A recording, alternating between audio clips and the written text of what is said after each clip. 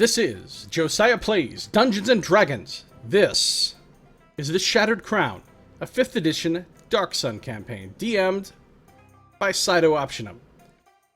With me are my fellow players.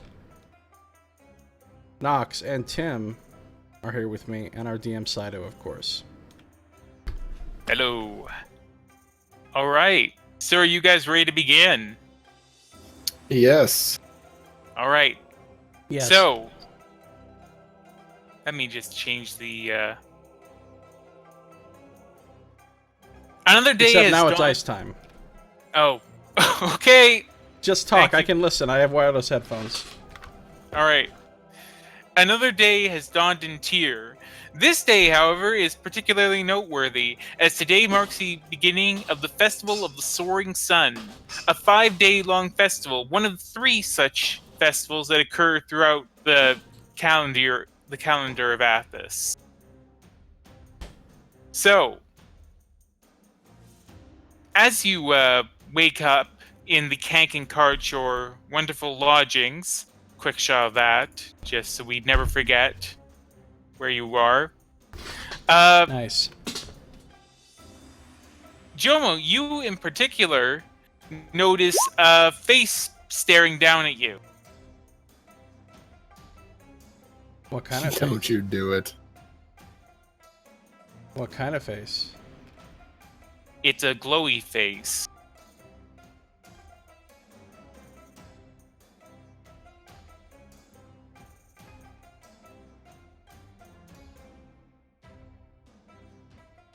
I accidentally muted my mic, sorry. Do I recognize this glowy face? You do. Is it Searshoe? It's Searshoe. I try to go back to sleep. Hey son, good to see you. How you doing? Hey, come on, get up. It's the day of the festival. You are excited about festival? Well, yes, I've never seen one before. I only have memories from you about the festivals. This will be my first one. This is why we got back so quickly from Cled, remember? That's right. Okay, I'm up. Searshoe gets a bit of a... Again, although she usually acts rather aloof, she does have a somewhat of a, at least as far as you can tell, given her etherealness, a giddy expression on her face. What's going on, son? You seem very excited. She seems to try and compose herself. Well, it's I have an academic interest in this matter. It's the day of the festival, and as such, there is many things to explore. Not the least of which is many of the shops will have goods on sale today. If I might make a recommendation, I would suggest going to the bookstore and purchasing some of the books they have there. What do I know about this festival? Do I know anything about like what the festival's purpose is, or what its origin is, or any of that? You know in general what it's about. The Festival of the Soaring Sun basically is one of the 3 festivals that occur that sort of break apart the seasons of Athos. So the festivals are the Festival of the Highest Sun, which marks the start of the year, the Festival of the Cooling Sun, and the last is the Festival of the Soaring Sun. And that sort of breaks up that's sort of set in the middle of this season known as Sun Ascending. So this is like the hottest time of year? Yeah, it's the hottest time of year is the festival of the highest sun. Okay. Yeah. Stream for 3 hours? That's cool, son. How did it go? You're wrecked That now? particular season, high sun gets some such wonderful names as Sorrow, Smolder, Scorch. Those sound like good times. Mm-hmm. Yeah, the more you do it, the more you get used to it, son. Anyways, they basically have emerged as times of... They the exact customs vary wildly between Athasian city-states and outlying areas. For example, in Gulg, it's, as with pretty much every festival of the year, it's used as a time to celebrate the Ova. But in Tyr and for Corwin, it's much more, the economic side of it is much more prevalent, where great deals are placed on things. It's sort of like 3 separate Christmases, just, without without the tinges of religion, and with a lot more people in poverty.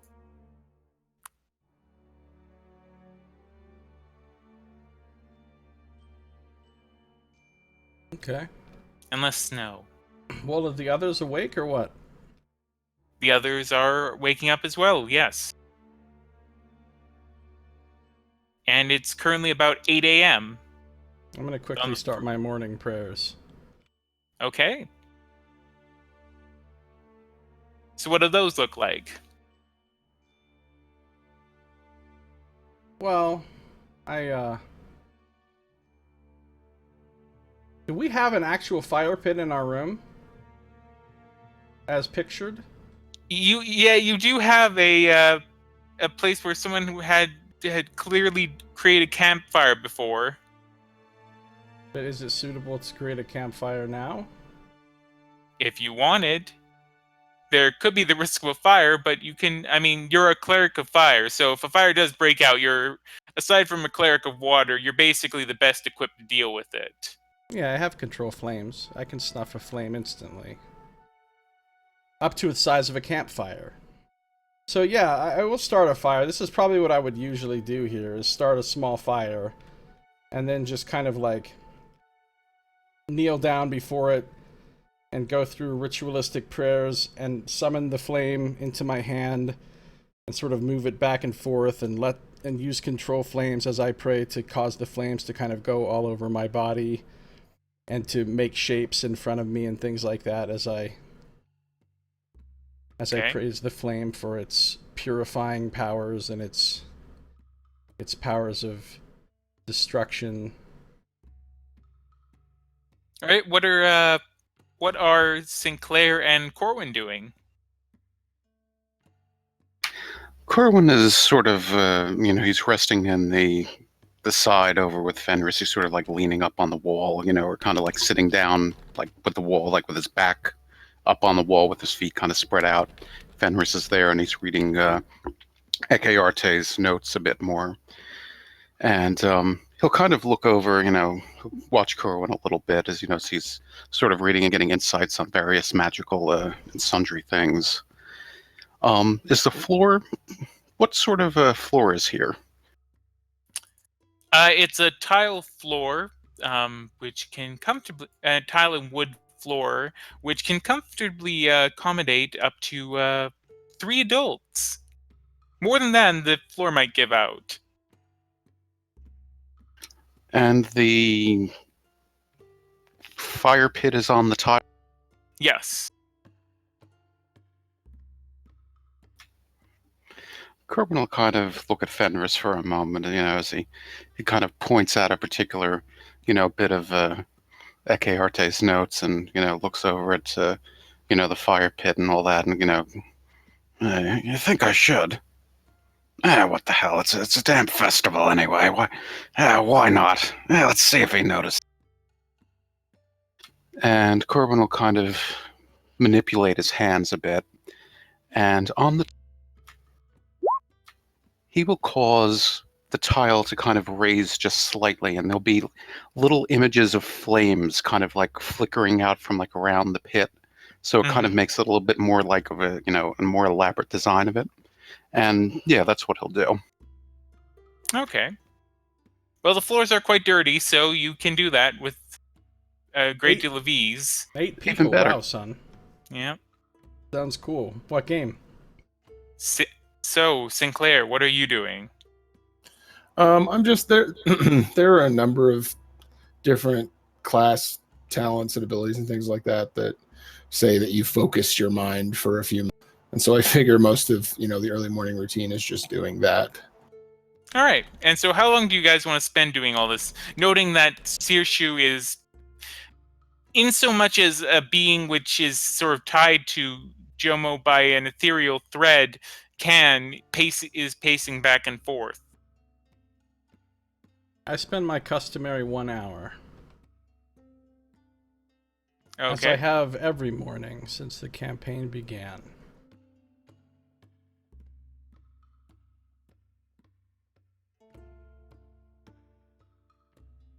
And I imagine that Sinclair and Corwin, you take about as much time for your...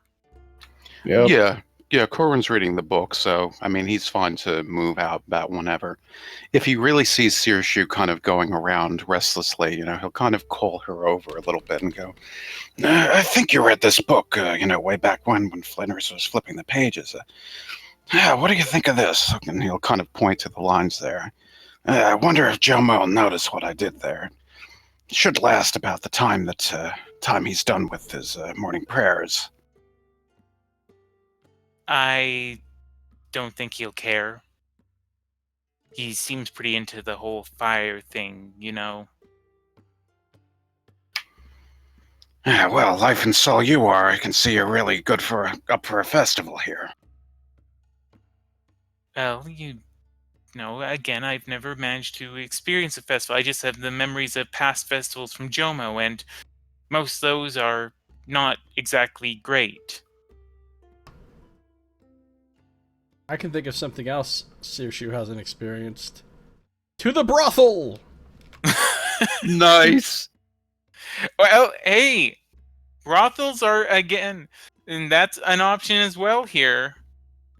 Especially during this time of year.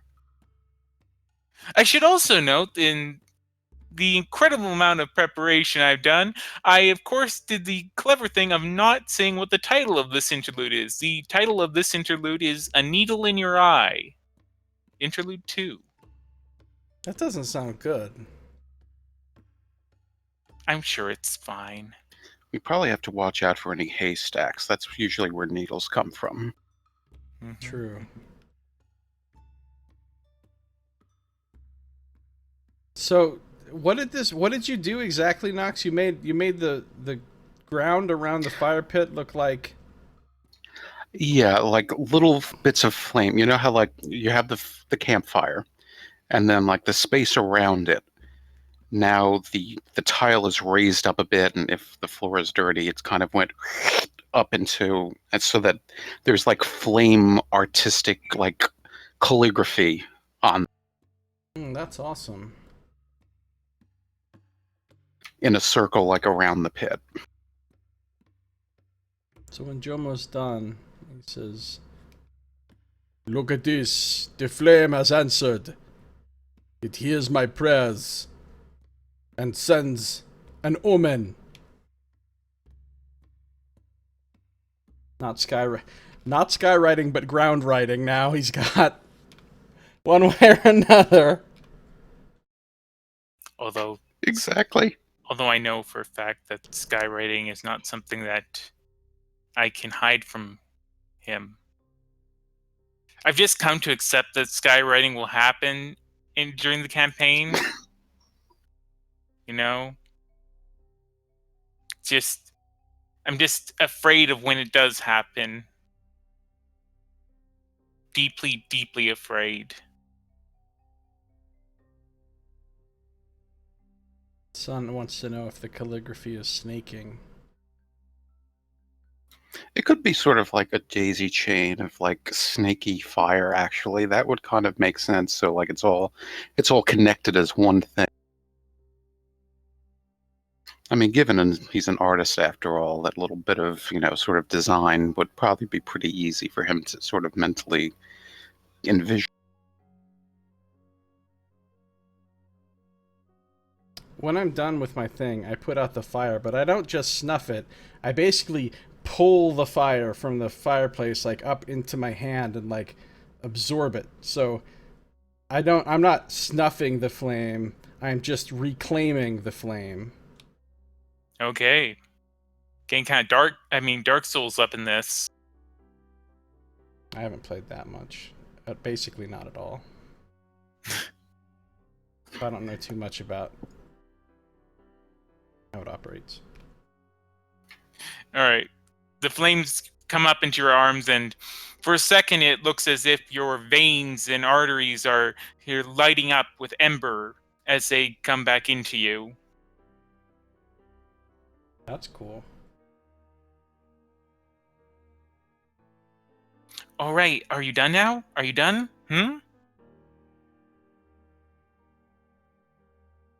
Jomo is done. Yes. What about you, friends? I'm ready. Yeah. Certainly. I suppose I can stow this book for now. See what sort of deals we've got going in the marketplace and such. What kind All right. of money do we have? Jomo starts fishing out all of his coins, counting them. I was like, what do we have in the bag of holding? Then I remembered we don't have a bag of holding. Bag of holdings for rich people. Bags of holding are for cowards. Nice.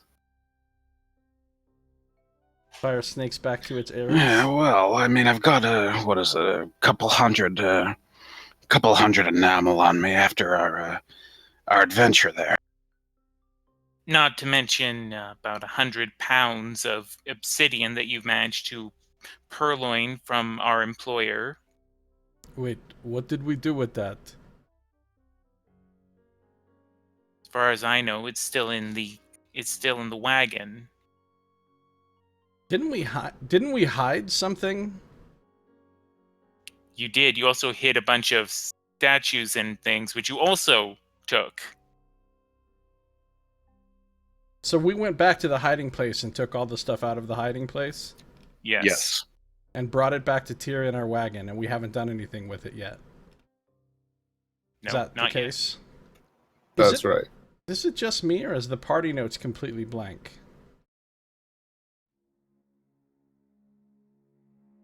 Yes. Yeah, Also, it is. it doesn't seem like I can edit it. I don't know if it was intended that we could edit it, but I can't. Oh, that's me right. neither. I literally created the party notes because I realized that we didn't have that. Now you guys can edit it. Okay, cool. And then there's storage, which has all your other things. Oh, there's the stuff. 100 pounds of obsidian, 50 pounds of statuary. So, we should probably try to get rid of those things as quickly as possible, no? Yeah, that's probably a good idea.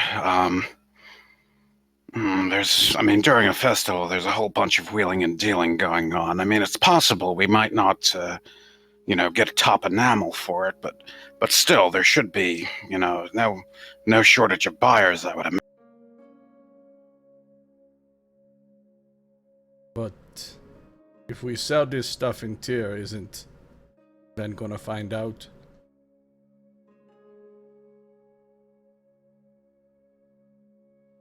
Well, there is that possibility.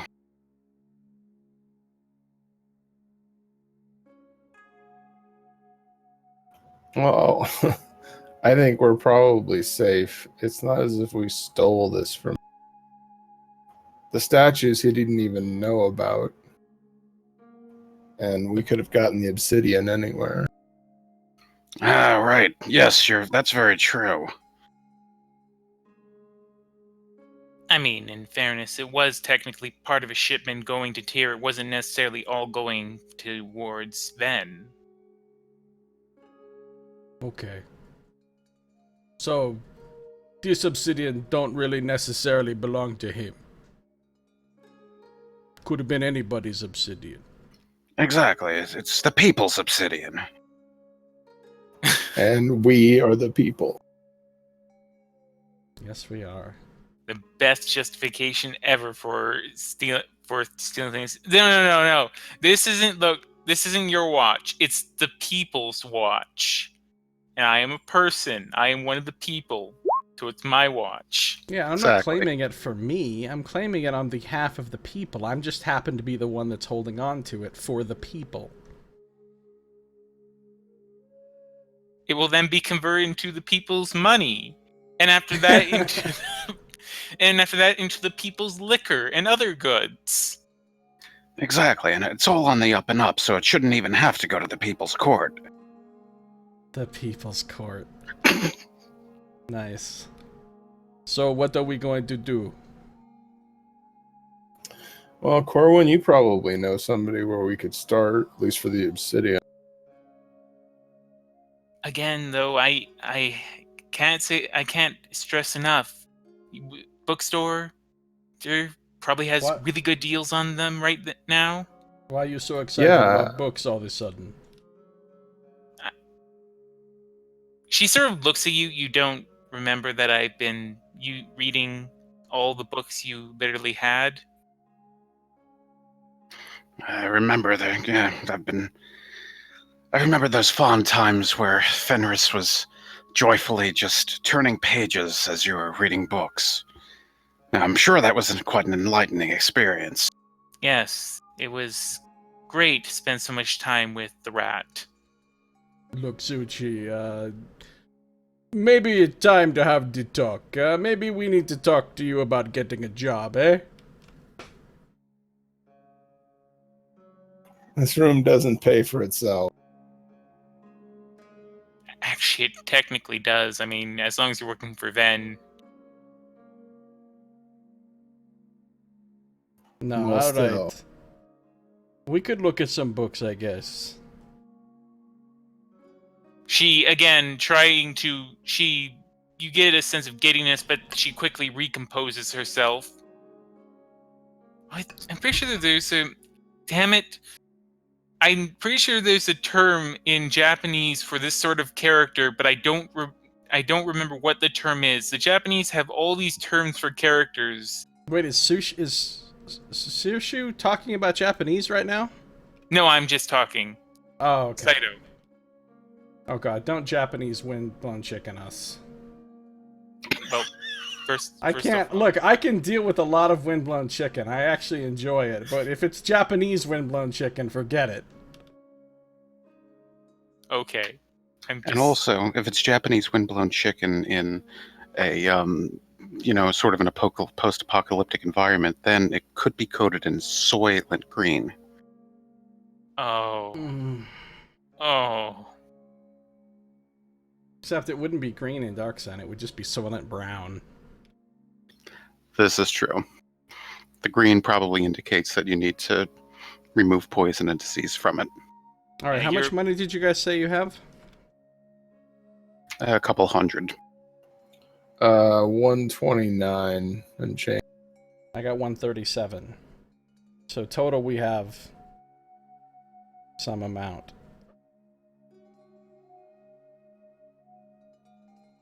About 460-ish. Probably around 500 once we add in slate and all that. Yeah, so we've got a little less than 500 in coin to throw around. Plus those goods. Yeah, and those goods are quite notable given that, Obsidian doesn't exactly sell for, and also you have artifacts, both of which sell for a fairly good amount. Yeah, I almost don't want to sell the artifacts. I just don't want to be lugging around dozens of pounds of money.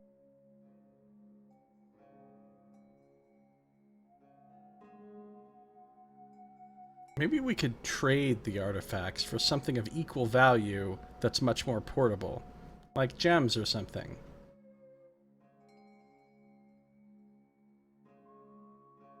Or Okay. books.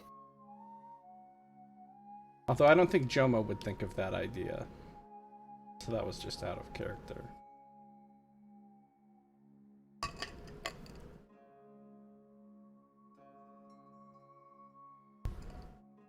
Yeah, well, anything can kind of happen in a festival with deals. Sometimes you can strike luck in sort of crazy circumstances. I mean, who knows? Maybe even going to that bookstore, there might be a Obsidian for Books program that they've got, or an Artifacts for Books program, something like. Yeah, maybe they got that. Something like from scripture to sculpture. Something like that. Oh, Nox. Somehow I didn't realize you were setting that up with the things you said before. I didn't realize it either until that last moment. I feel like all the best puns and come from Nox not even planning it. It just emerges from him.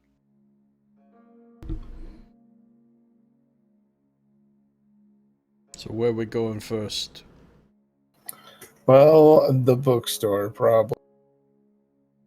Sirshu's eyes light up. Quite literally, in fact, given her nature. Quite literarily. Oh! Nice.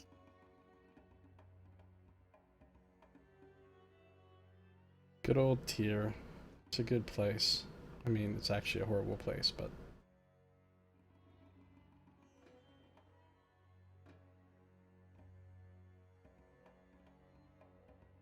So, are you guys leaving your room? Well, do we know, like, if is there a certain part of town where, like, specific festival stuff is happening? Best person asked would be, Corwin. So, Corwin, you've been to Tyr during festival, not specifically the festival of the Soaring Sun, but you've been to Tyr during festival season. And Caravan Way and Iron Square, generally speaking, are pretty lively in terms of the things occurring. But pretty much anywhere you go in town, there's going to be some sort of grouping of festivals. The Warrens can be quite lively. In particular, let's just say that many scandalous things happen in the Warrens this time of year. Mm. And there's also crafts festivals and things like that occurring in the Artisans District, namely around Sculptor Square. The Smiths District is probably the least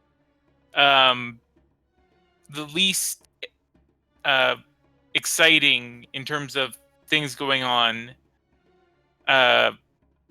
compared to the rest of, well, I guess also the brickyards and whatnot are also kind of quiet, but you've still got the stalls and everything which have plenty of goods being sold. Yeah, Corwin will relay this, and the most prominent places right now, would probably be Caravan's Way, right where we come in, and leading to Iron Square and the Merchant District, because that's where all the trade would really be happening. But I mean, in lots of places in the city, you'll find some evidence of it, from the Warrens. I mean, although that's might get a bit edgy, of course, but anywhere where there's just some amount of trade, they have some activity there.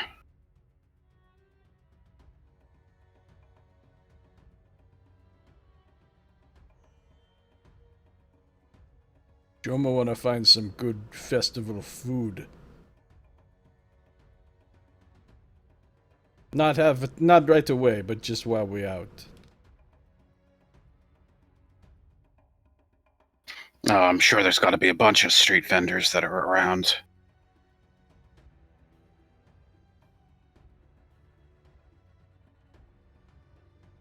Sirshu just sort of goes, yeah, food and all that, but let's see the sights, and again, bookstore, come on. All right, let's go. We're going. All right. So as you leave your room, Kusomo, the purveyor of the canking cart, sort of lumbers in front of you. Oi, were you three burning something in a room?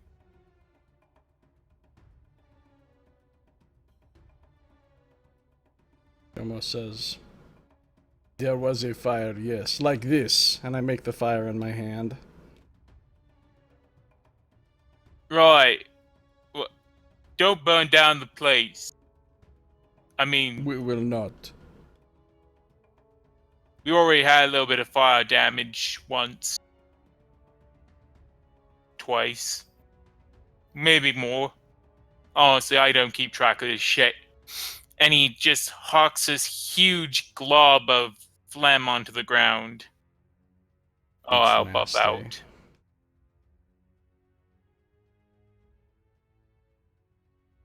Don't worry, it'll buff right out. Better than cleaning solution it is. I'm sure it makes it all the shinier once it's done.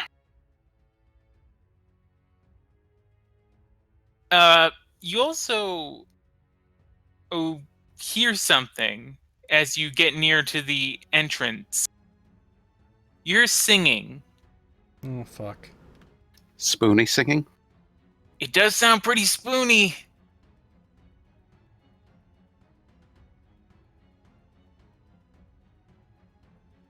Alright, if we run really fast, we might not have to hear that much of the singing.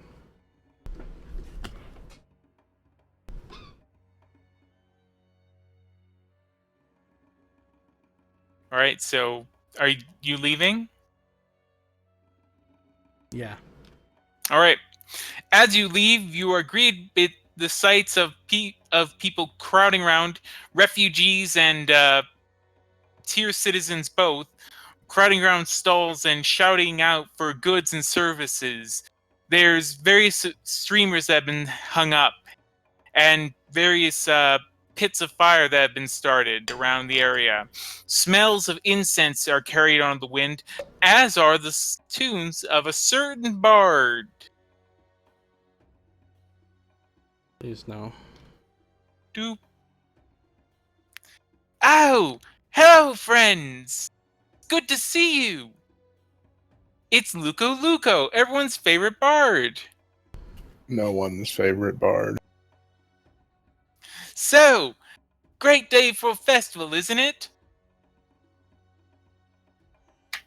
Quite. It looks like they're really setting up. Yeah, I know, right? There's this big procession that they're going to be having on the third day down Caravan Way.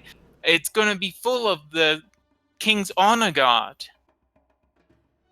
I want to perform in it, but they said that apparently I'm not well known or capable enough. What? They said that? They probably know what they're talking about. He continues strumming his lute. So, is there anything I can play you three?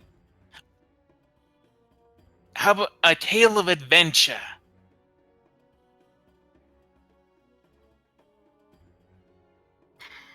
Oh, certainly. It's a festival. Why not?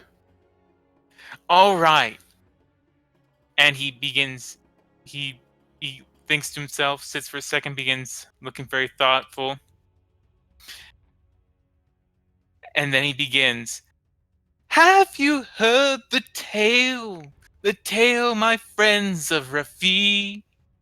Rafi, the bard who sailed the lands, and upon the silt sea, traveling here and fro he went, a merry tune he kept, and every town that he left, many a maiden wept. Many a maiden wept. And he then pauses for a second.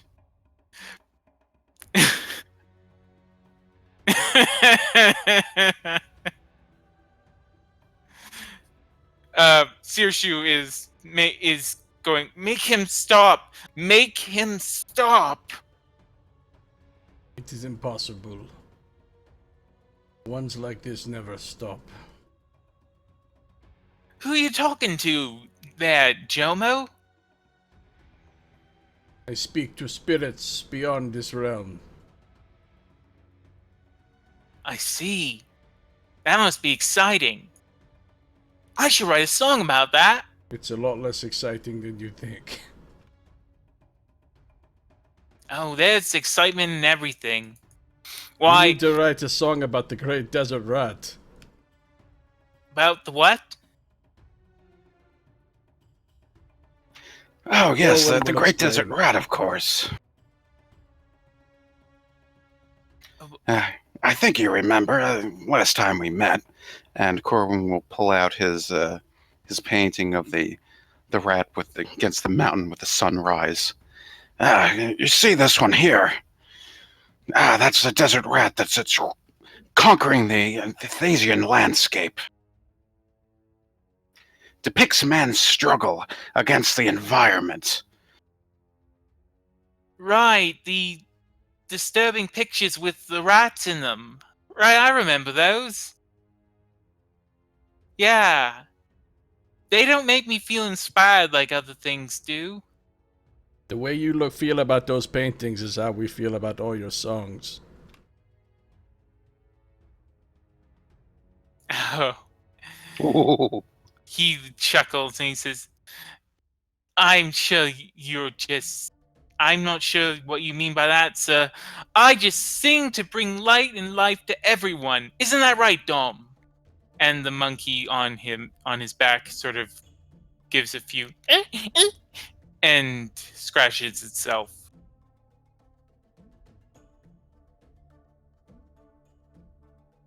So Well, you we, got to write a rat song. You, what? We have an appointment right now, actually, to be anywhere but here. But yeah, the rat song idea, I'd go. Well, I don't know. I mean, do you guys want to try and persuade him to write a rat song? Certainly, I think it would be quite an excellent idea. Then he'd be a ratter. He sits and thinks to himself and he says, all right, I might give it a try. But next time you come by, you have to tell me some tales of your adventures. I know you've had some.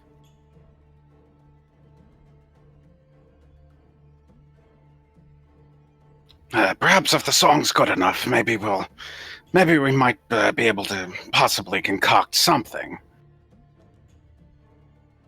And he then sort of smiles and then begins playing on his lute again, belting out another song.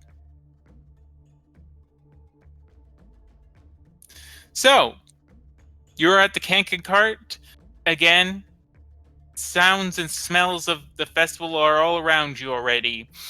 You can hear behind you that there's a great many deals being done in the beast market. Where do you want to go, though? Searshoe is, of course, urging you to head to the Wanderer's Chronicle. Chronicle.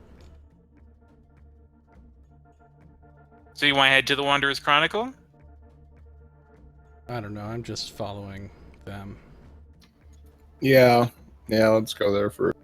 Yeah, if there's nothing particularly eye-catching per se, then yeah, we'll do that. Okay. So you make your way through the brickyards and pass by a number of stalls, some of them that are only opened up for just the day, and eventually you work your way through the alleyways to the Wanderer's Chronicle. Once there, you see that Tan Alshared is within the store, setting up some stacks of books. Ah, hello. Good day to you. So, are you excited for the day of the festival, my friends? Certainly, it's always an interesting time. Yes. These festivals are, I feel, a wondrous time when life seems just a little less grim and a little bit longer. You obviously haven't heard the bard out there. What, there's a bard? Oh, be Well. careful of bards, my friends. In any case, I'm offering a deal on a great number of my selection. Oh, really? Yes, just name the book and I'll tell you what the deal is on it. Some of the rarer tomes, unfortunately, I've not been able to discount the price of simply because it would be uneconomic, but some I managed to reduce to as much as a fifth of their cost.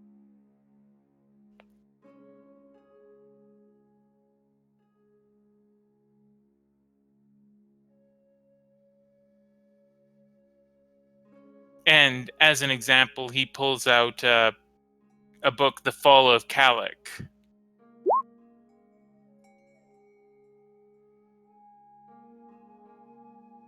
For example, this one is only 2 enamel pieces.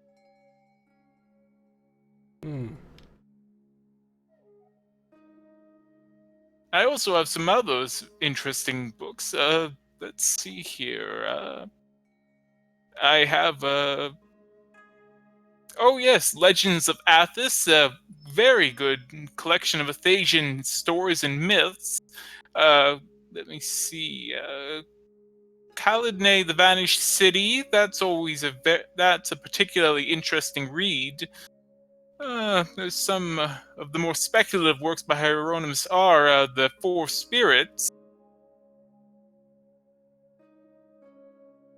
Wait, what is the Four Spirits? The Four Spirits, well, it discusses certain halfling beliefs, I believe, specifically regarding the four spirits of nature that the halflings worshipped. Yar's books tend to be very verbose and tend to focus a great deal on some very hypothetical things.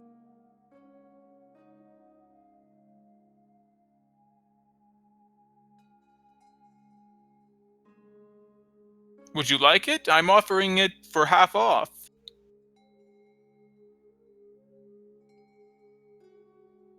I don't know. I can't read any of these.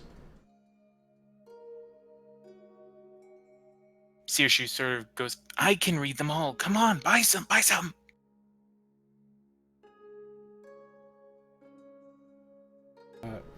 Yeah, I would. I'm actually gonna get that spirits book. Some people hear its book. Some people fear its book. Some people won't go near its book. An excellent decision. That will be 12 enamel pieces.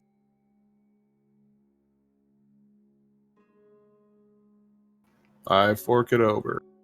All right, and he hands you the book, which is now here. If you like, we can read it now.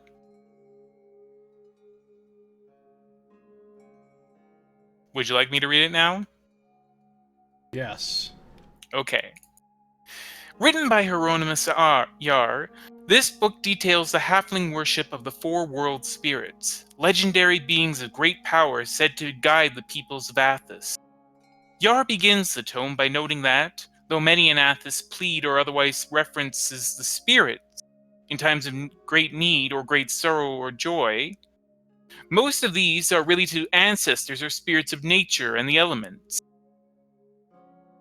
While the names of the four world spirits are not unheard of, indeed they are frequently invoked by seers and mystics, few aside from the halflings actually venerate these beings.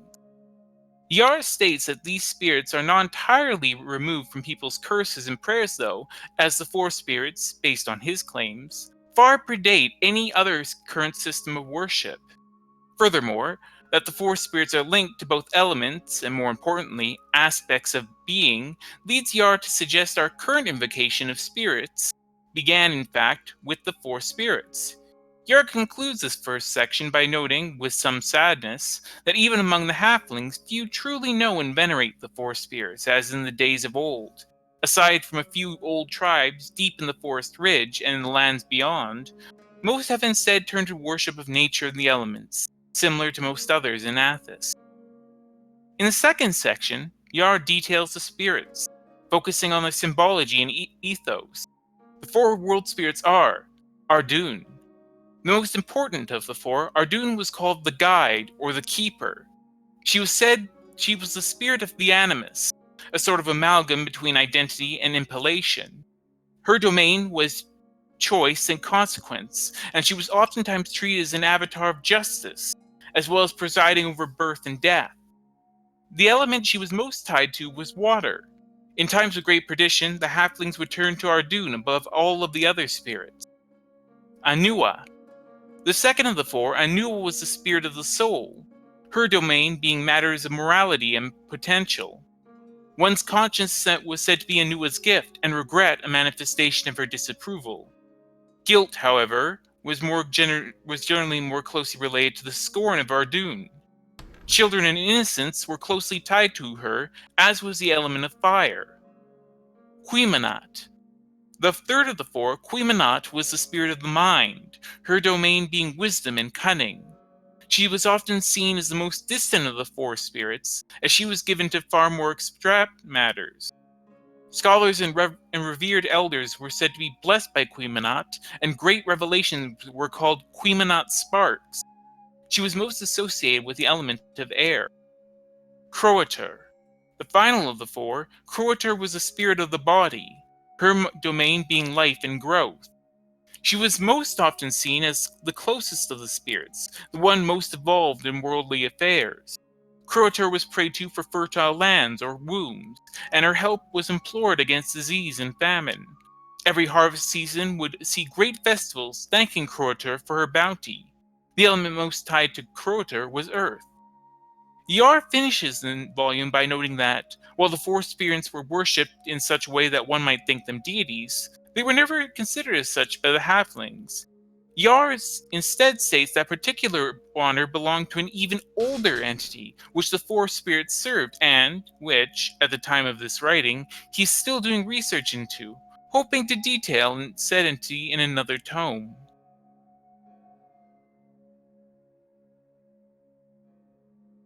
That is not the four spirits I was expecting.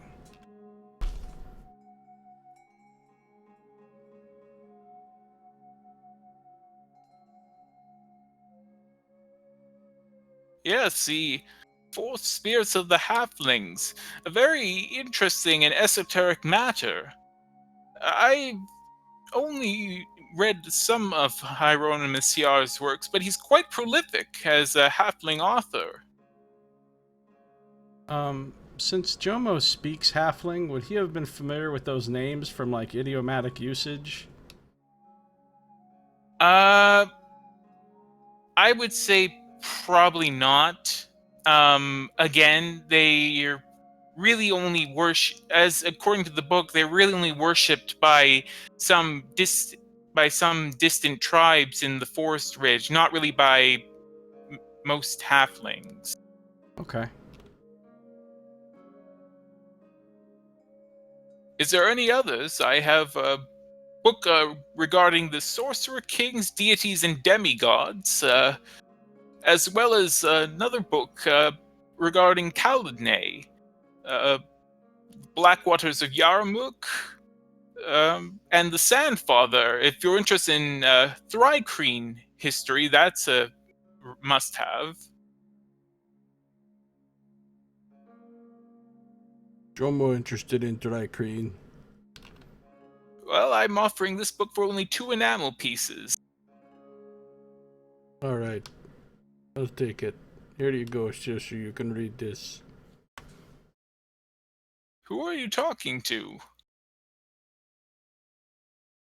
The Oh, four is this spirits, of course. Is this the spirit that you claim to be able to see? Is that still not resolved? No, it's still not resolved. Unfortunately not. All right, well, let's open up the next book. It's more reading time. The Sandfather.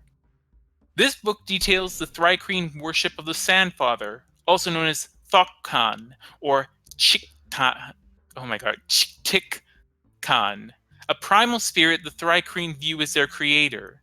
According to Thrycreen belief, When Athos was still being formed, a primal spirit foresaw the desolate wasteland Athos would become.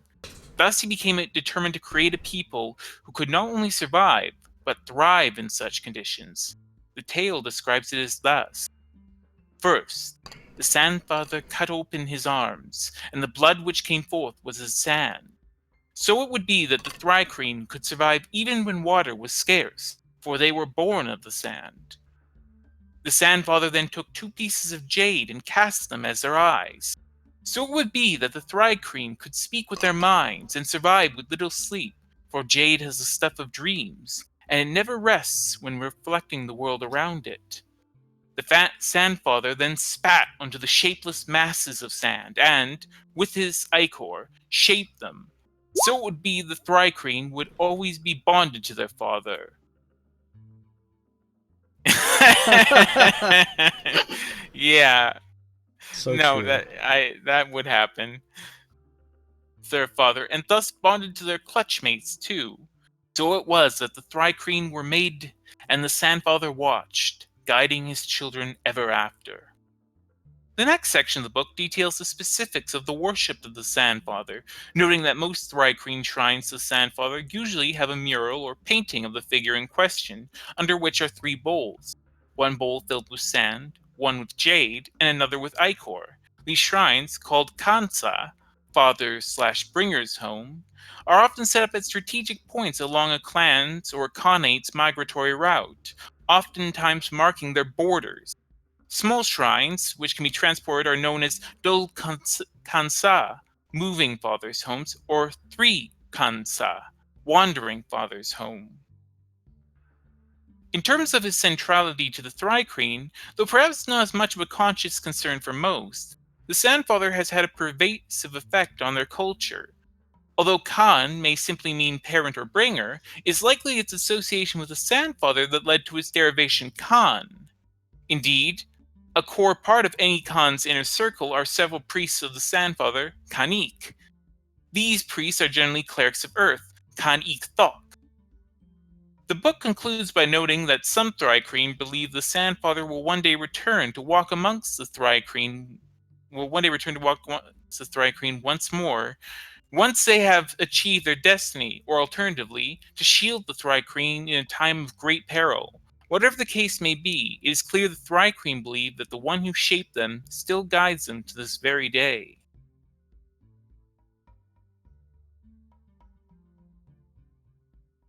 That's very interesting.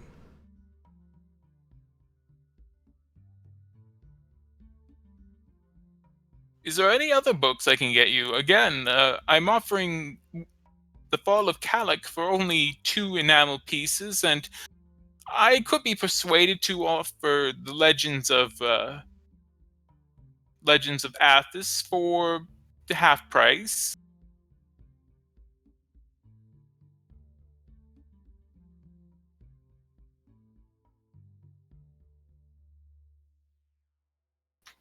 Corwin will kind of look over the books and go, well, it is a festival, and I imagine these would probably make some pretty nice gifts. Why not? And he'll go ahead and he'll purchase the Fall of Kalak, the Fates of Athos, and Deities and Demigods, which I believe will be 6 enamel total. So what's he purchasing? The Fall of Kalak, All right. Fates of Athos, and Deities and Demigods, which I think are all 10 enamel, but marked down to 2, I believe. Faiths of Athos. Where is Faiths of Athos? That's a good question. That might have been, Hashtag perhaps making shit up. It must have used to be on there, because I had copied it a long time ago and, like, sorted the books around. Oh, I see. Yeah, not on there anymore, I'm afraid. You can get Legends of Athos, though. Sure, that'll work. Okay. So altogether, with Deities and Demigods, that will come to 16 enamel pieces. Okay. Oh boy, more reading! Yay! Let's start with Deities and Demigods. Which, again, Josiah, I imagine you know the reference I'm making there. Yeah, of course. It's an old D&D book from Yeah. first edition.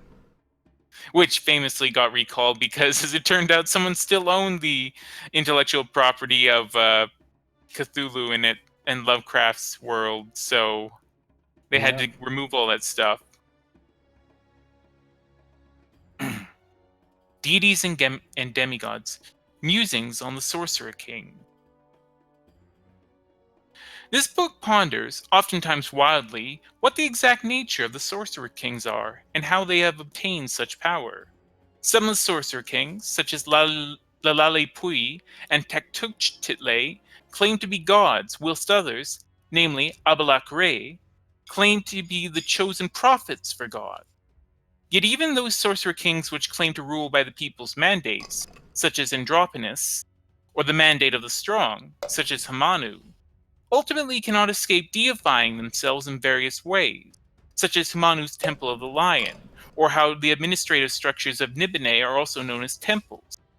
Indeed, even the common name given to the executors of the will of the Sorcerer Kings, Templars, suggests that the beings known as Sorcerer Kings view themselves as divine, regardless of their title.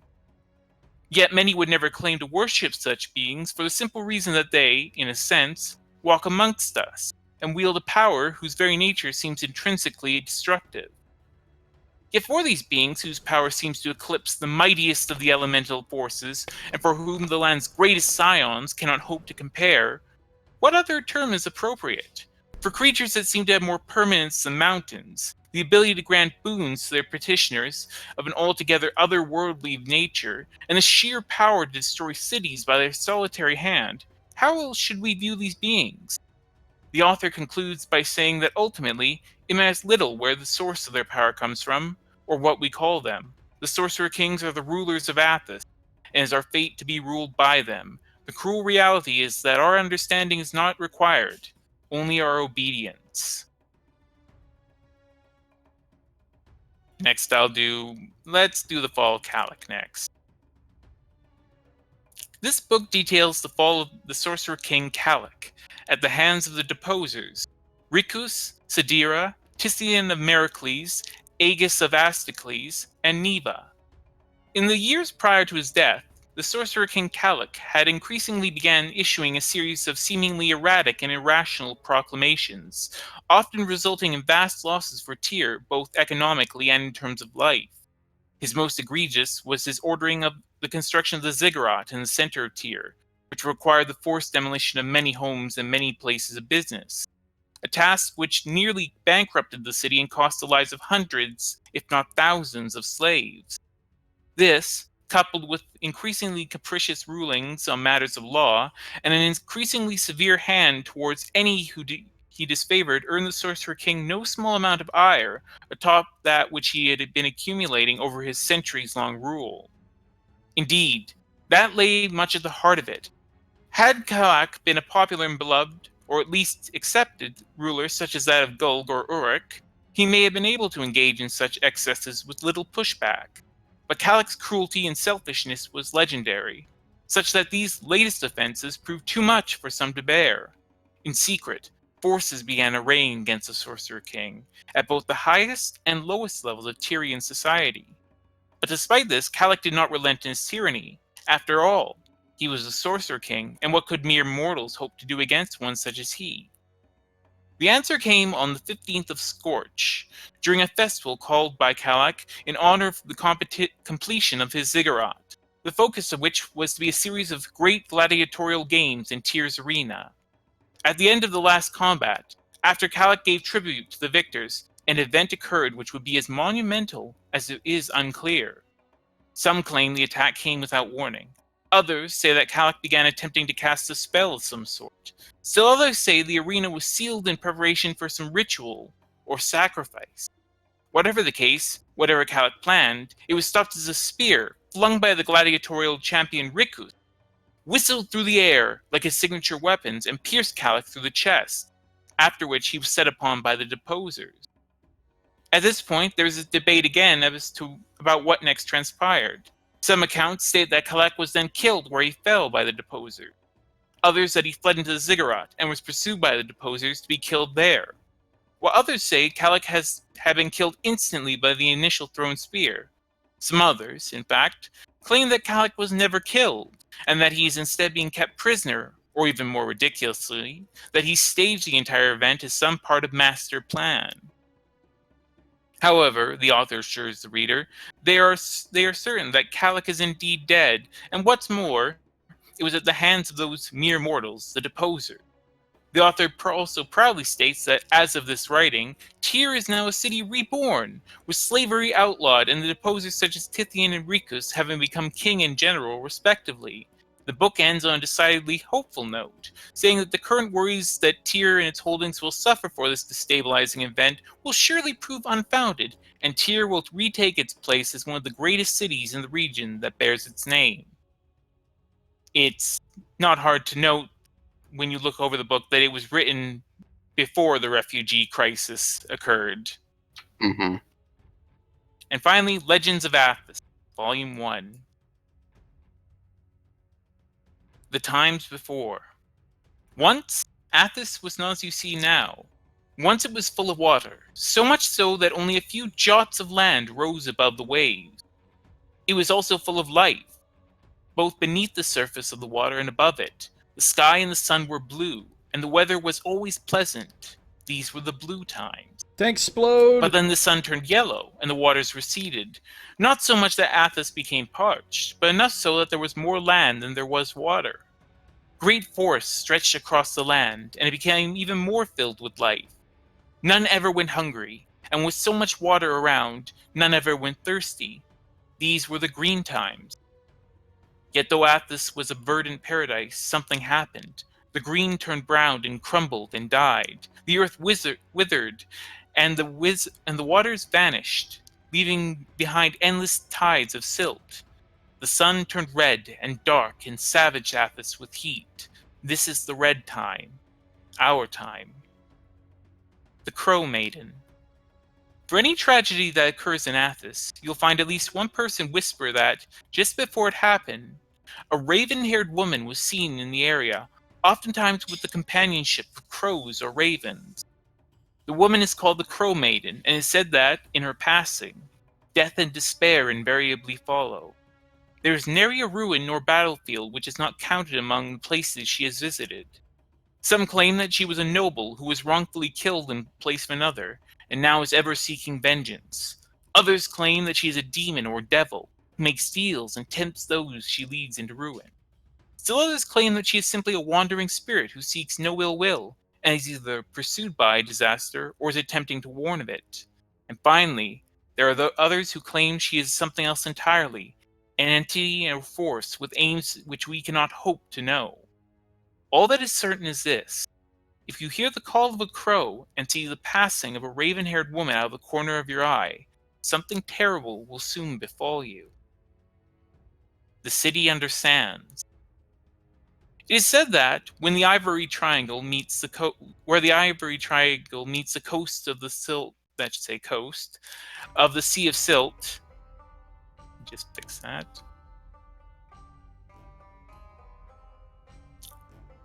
Meets the coast of Sea of Silt. There is the desolate and barren remains of what was once a great city.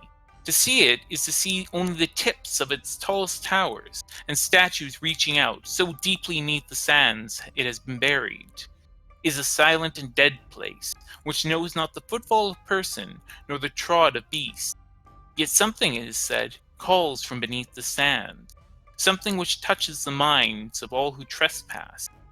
Entire parties of explorers, raiders, and looters have gone off to the city, be it out of greed or curiosity, never to return. Even those who do not set foot in the ruins find themselves but only pass near them have fallen victim to tragedy, going insane and attacking their companions, before being killed or simply vanishing. For the city is not truly silent, nor is it truly dead. Something whispers dark tellings calling out from the city under sand.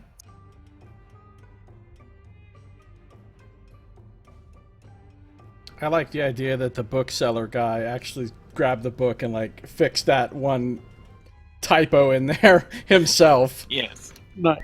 Yes, Don Alcered, that's exactly what happened.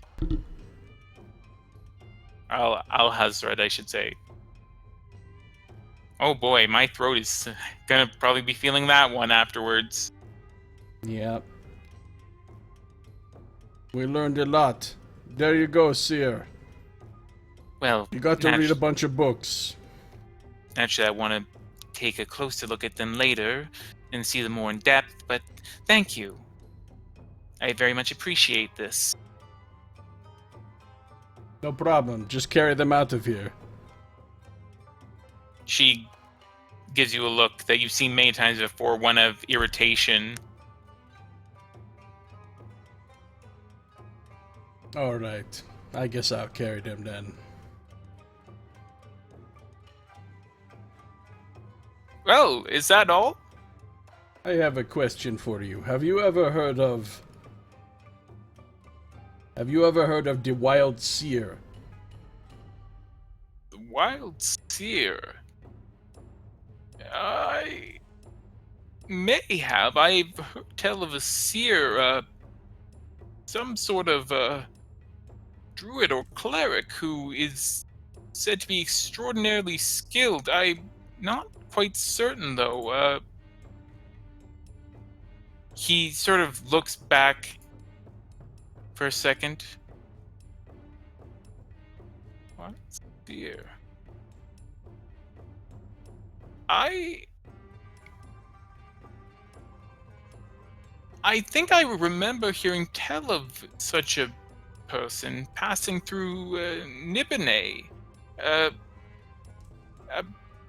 yes, something. It was something to do. I remember scholars of the elemental chaos were wishing to speak with her, but she apparently is quite the flighty character.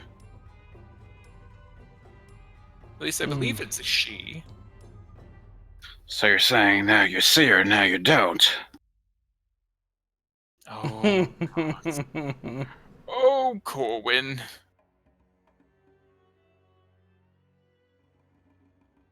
I sincerely need to talk to her.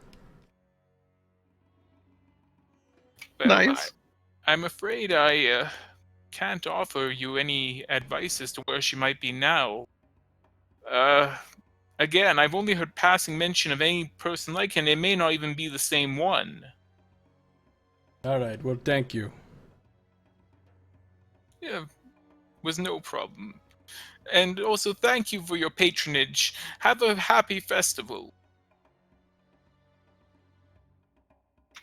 Yes, likewise, but just for our reference, I see those other two lore books.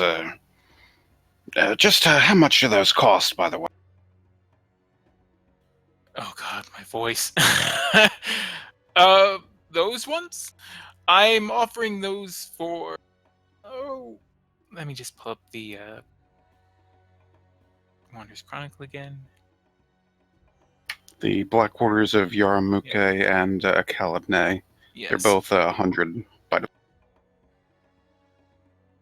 Well, actually, they're 50. Ah, okay. Yeah, All right. I had updated them since you had copied this, obviously. Yeah, I'll have to redo that. I would be willing to offer to let those go for 35 enamel pieces each.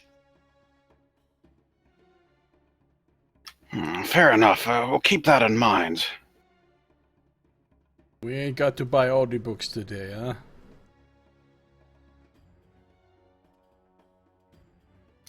Well, there'll be other festivals as well, but, who knows? We might return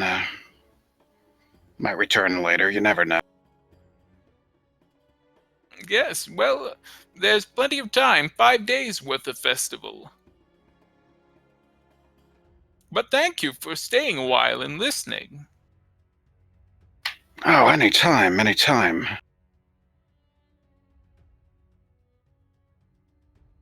Zirshu is, again, she keeps looking at the books, a hungry look in her eye, and you think you can almost hear her muttering something about she can't wait to read them later, even if it has to be with that rat.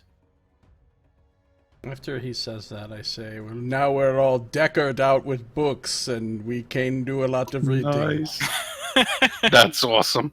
Okay. That's pretty good. You know what? That I think that pun deserves an inspiration. All right, thanks.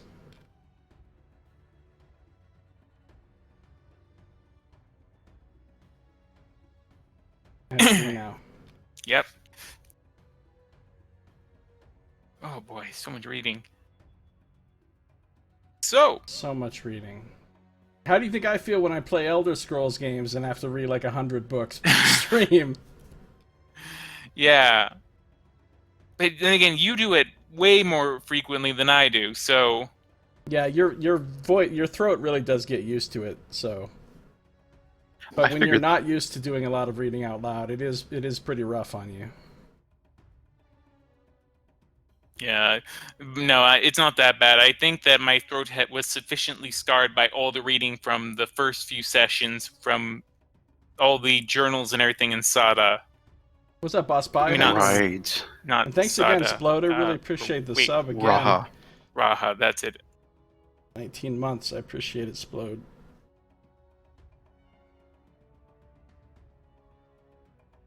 Yep, but now you finally got 5 books there.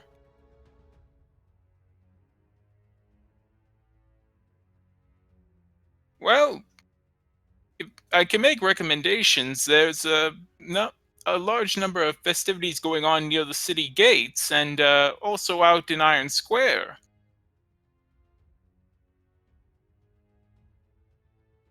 Fair enough. Do you have a favorite? Oh, for my worth, I personally prefer the simpler comforts of just by the city gates. But Iron Square has its own interests, interesting sights to see.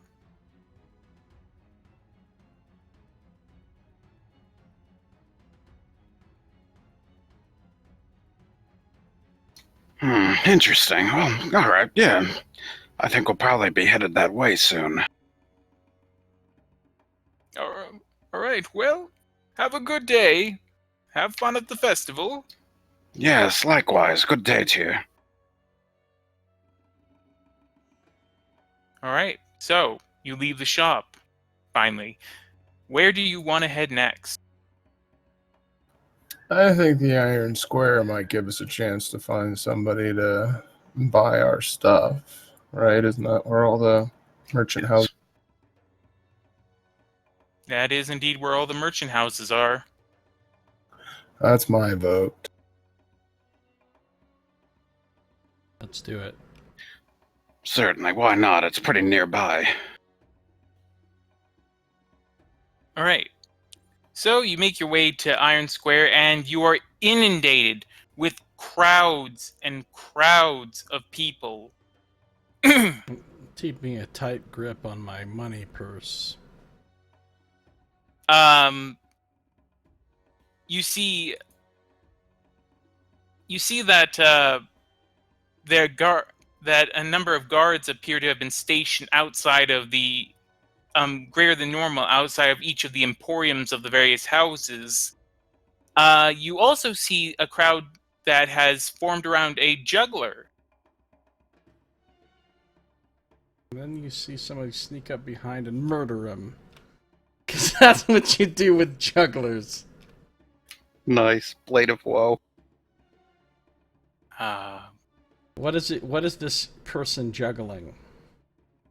They are juggling. Well, here, let me pull up a picture. The person juggling looks like this.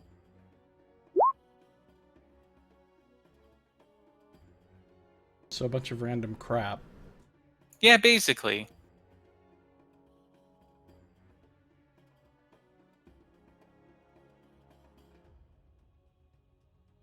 You can hear her say, "Come on, then, come on. Toss another item to me. I can handle it."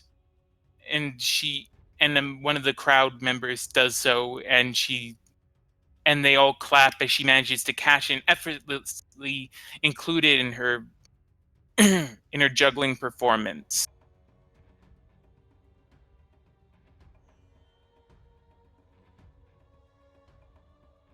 Toss her a 40-pound bag of water. Right? Have fun with this. Do you want to toss her your 40-pound bag of water? Of course not. Although that's on your wagon, so. I imagine she could probably juggle some of these books that we have. Searshoe glares at you. Don't you dare. Kerwin half smirks and pipes down. Now that we've gotten Searshoe all these books, I want to take them away. And then we'll hide them somewhere and tell Searshoe she can find them again later. Hey, Tim, remember that whole thing about, events in one game sort of bleeding over into the other game? I do. Yeah. Just randomly bringing that up. Anyways, I'm come not on, gonna come toss her on. my drum. Let's come see Josie the Juggler's act, eh? She smirks as she continues her juggling performance.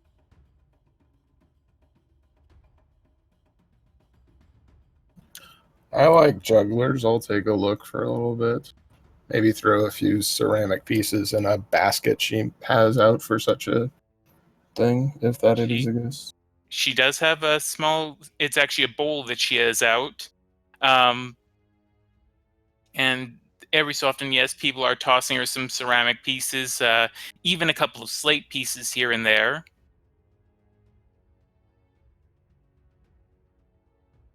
I have too many ceramic pieces, so I'm just going to dump like 20 in there. Oh, very generous there, sir. What is your name? Wait, don't tell me. You are Sinclair. I immediately start looking around and fall into a defensive stance. No need to be worried, my friend. Josie the Juggler knows the names of all notable to come to tier. And you have made quite a name for yourself, haven't you? Taking place in the gladiatorial games for Ricus, no? We did do that, yes. Well, then I say thank you for offering me some of your champion's purse. And these must be your companions, Jomo and Corwin, if I'm not mistaken. Corwin will give sort of an elaborate nod to, as she says his name. That's right. Who'd you hear our name from? Friends of friends of friends. You know what would be a fun thing to juggle? Hundreds of pieces of obsidian. We can sell you some new stuff to juggle. No, I don't say that. Juggling ancient dwarven artifacts. Right? She seems like a person that you can reliably tell all your secrets. Oh, yeah. Does she look like an Uh-huh. elf? Does she look like an elf or a half-elf? She's an elf. Oh, yeah, you can't trust an elf. Oh, institutionalized racism in fantasy worlds. Fantastic. I mean, again, though, in Dark Sun, they basically, even in the Elves of Athos book, they basically come out and say elves are pretty much all thieves and whatnot. Also, fantasy racism's kind of different, because in a fantasy setting, these aren't just different skin colors of the same species. They're different species. Yeah, or at the very least, different races. I mean, it depends on how you want to get into the taxonomy of things. Unlike racism in the real world, which is actually just ethnicism, this is legitimately racism. I don't know. These things can all breed with each other, so how different are they really? True, you can breed. That's part of the reason why I would say that they're different races, not different species. Well, what about a horse and a donkey? They can breed. True, but they're part of the same taxonomy. But they're still different species, right? Yes. It does, but they Checkmate. don't. Yes, but it gets into a bunch of, like, same thing with bird populations and whatnot. It gets into this weird thing where you can have this, where if you go down zones, basically, the birds of zones that are adjacent to one another can breed with one another, but the birds of zones that are not adjacent to one another can't breed with one another. And so, are they all the same species? Because in theory, you could have a bird mate with the one from the first group, which can mate with one from the second group, which can mate with one from the third group, but the one from the third group can't mate with one from the first group. It's very complicated. Yeah, species is a concept which is continuously redefined in biological literature. Windblown bird scandal, says Knox. Yeah. Yes, Knox. I knew that someone was going to link that to windblown, because apparently anytime I bring up interesting facts, it all has to go back to windblown chicken. I like your interesting facts. Yeah, it's epic. Alright. Anyways. So, Besides, Scito, the argument you should have used is that even though they are two different species breeding, their offspring are always in. So it's That's- sort of like a biological fail. yeah.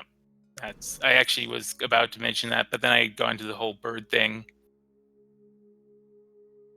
It's true. You know that the Russians actually during the Cold War tried to breed gorillas and humans? And they actually got What? Yeah, and they actually got What? many female volunteers for the program. Oh, hell no. Yeah. Well, it was Russia, so yeah, they got volunteers. Oh, yeah. We'll let you eat some bread every day. Okay, sign me up. Bread to be bread.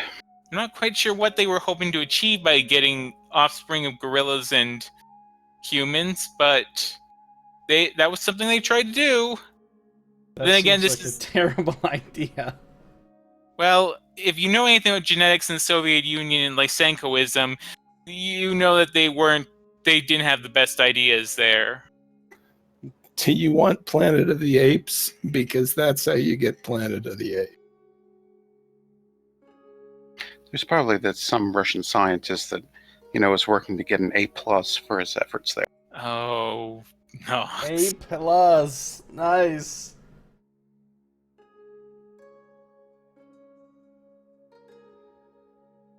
So anyways, though as she's talking to you, you notice that a few members of the crowd sort of look at you and they're sort of giving you an appraisal, and one or two look at you with recognition in their eyes.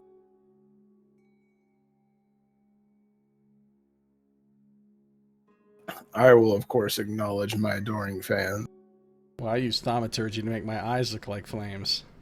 Nice. Oh boy, I can't wait for him to abuse thaumaturgy to the point where it becomes ridiculous. Yeah, like Knox. Yeah. Mm-hmm. But really, if they didn't want thaumaturgy to be used in such a way, why would they give it so many bizarre uses? And then you've got druids who have their stupid druidcraft cantrip, or whatever it's called, where they can create like a puff of odorless wind, or whatever the shit that stupid thing can do. They can make a leaf grow, or something like that. Not as cool as Gust. You know, that's the best part about it. It's actually a lamer power than Gus. Hashtag lamer than Gus. It does have that weather channel use to it, though. Yeah. Instantly be able to tell the weather. I cannot tell you a single time in 30 plus years of D&D when knowing the weather was ever an important thing. Well, in fairness, knowing the weather in Apis actually is an important thing because of the sandstorms and the like. And also, sun sickness. That's true. It would be more useful in Dark Sun, probably. Yeah, it helps to know whether or not to remain indoors. Oh, Nox. I knew it was coming. Mm-hmm.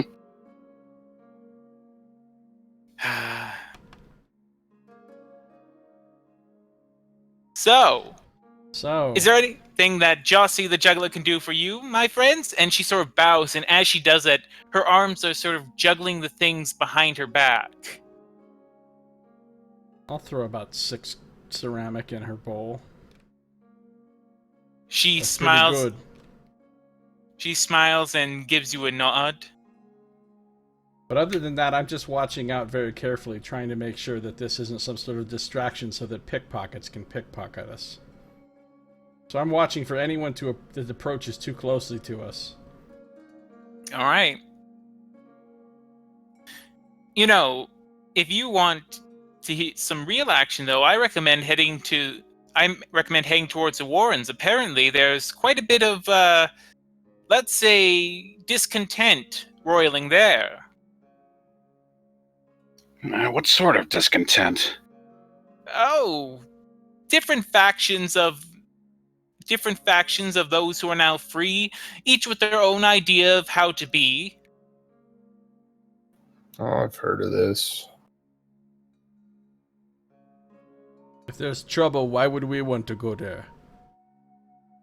I've heard tell that that's your sort of thing, is it not? Heading towards trouble? It might also help to understand our fair city better. One such as you should be as well versed. And she says this, she does a literal flip and catches all the objects in her hands, as you can be. Corwin wonders to himself if he can detect any sort of telekinetic grasp shenanigans or telekinetics or anything like that involved in her act. You can do an insight check. Yeah, you don't detect any telekinetic shenanigans. Okay.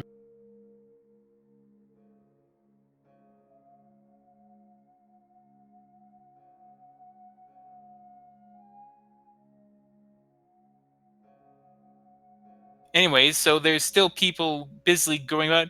Well, I'm about to begin my next act, so if that will be all, good day to you, champions, and I have a merry festival time. Same to you. Yes, likewise. As she begins her juggling routine anew. So, what do you want to do?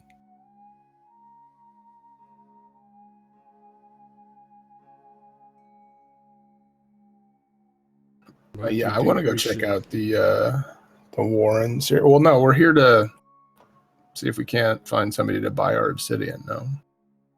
Yeah, let's try to do something here in Iron Square first, and then maybe we go show Seer some exciting stuff in the Warrens.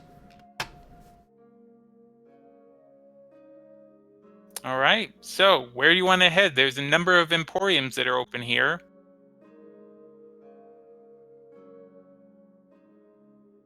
I I'm just just look at gonna let Corwin. Corwin. Okay, you guys were talking over each other, so I didn't get anything. I think we said the same thing. We're just kind of looking to Corwin for guidance. Okay. All right, fair enough. Yeah, we can go back to the Wavirian Emporium. It's possible I might be able to kind of cut through the crowds a little bit. All right.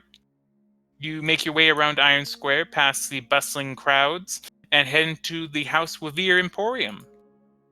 And as soon as you get past the doors, you're greeted with many, many people, all shouting and yelling for service. It seems as if it's no less crowded in here than it was outside. Are they wavering their hands in the air? Nice.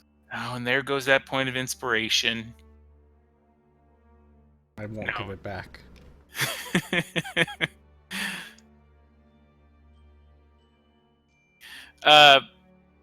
So yeah, you enter the House Wavir Emporium. Corwin, you can see in the back the Balana Wavir, who acts as the sort of head of operations for Wavir in Tyr, sort of trying to keep sort of order amongst the crowds. You also see someone else you recognize. You see... One second. The fall guy. This guy. Who's that guy? Nasre. You helped him earlier when he was purchasing food for refugees, and also helped him when there was violence about to break out between the refugees and the guards of Tyr. This guy's like our top fan. He So seems to be, what's his deal? Like, who is he? as far as you know, he's a member. He's one of the refugees, and is sort of, from what he told you, he acts as a sort of organizer for them. Oh, that's right. Okay.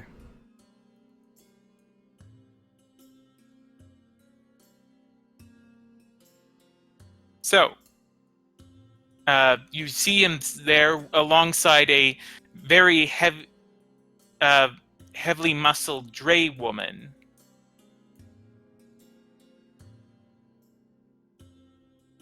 And they appear to be trying to get the attention of one of the many peddlers working inside of the shop. Let's get back on track here. We're veering off course. Nice. Damn it.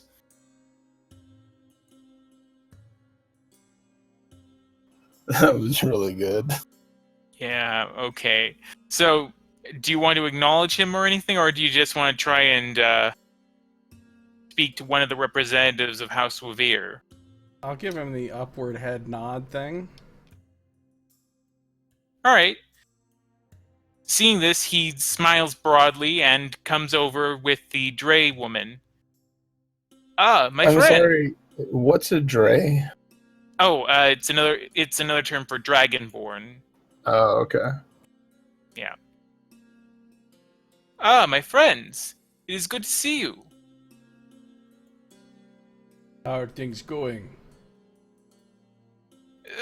They could be going better, I'm afraid. I am right now in the process of trying to secure some more supplies for the refugees. The festival time is something of a mixed blessing. And the Dre woman that's near him sort of gives out this harsh as he says this. Yes, unfortunately, many around this time have taken to selling their belongings or selling themselves in an attempt to try and earn extra coin. This being a season of commerce, as it were. And I'm afraid that not all are seeing this festival as a time for welcoming the refugees, and have instead used it as an opportunity to speak out against them.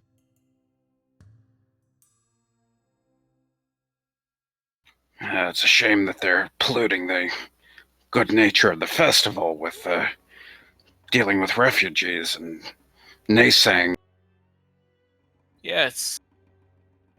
Anyways, what are you doing here, my friend? We came to kind of check people's wares and, possibly secure some good deals and, maybe make some selling points of our own, that type of thing. Very good. And as he says this, he looks back over at the Dre woman, and she's sort of glaring at you three. Do you do anything? And So she's who is glaring your friend? silently. She's glaring silently, yes. So what'd you say, Sinclair? And what's your friend's name? This is Akra. Akra, introduce yourself. Nice to meet you. I've heard a great many things about you from Nazre here. It's much appreciated. And she says this almost angrily, in a very gruff voice. It's very appreciated what you've been doing for the refugee. We didn't do much, really.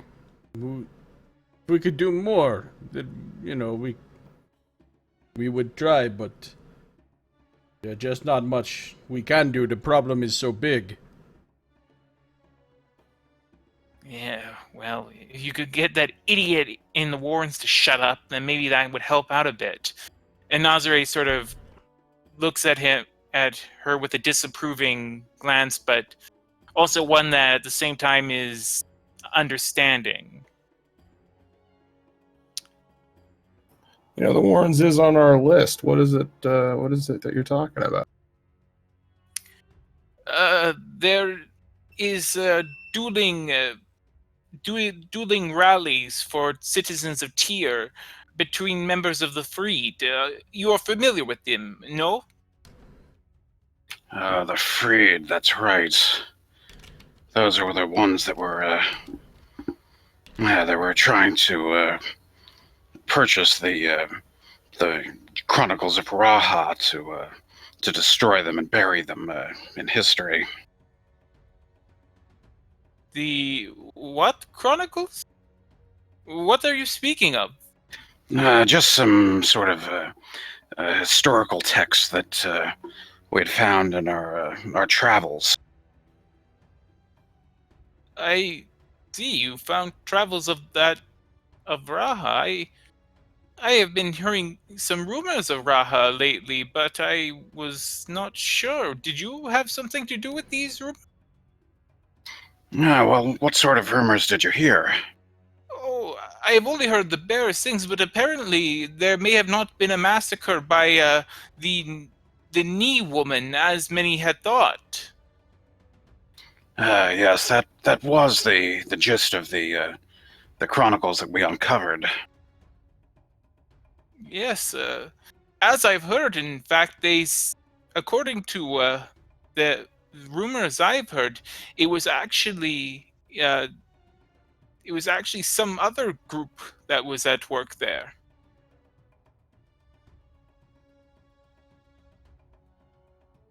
There were slavers, Yes, I think.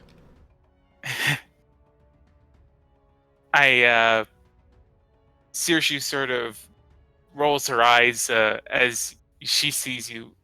Not quite, but You weren't even there. I still have all your memories. Oh. Checkmate. Nazare sees you again talking to someone who isn't there and is just sort of, right, well, in any case, I must get back to it. It appears that no one here in House Wavir was able to assist us, unfortunately. I suppose I will have to try House Warden. They are the last group likely to be able to assist me in this matter. A good day to you all. Akra just Hey, sort wait. of... Who was it that you wanted us to shut up? That would be Shivrin. He's the asshole sitting out there with all those other loudmouth sheep fuckers.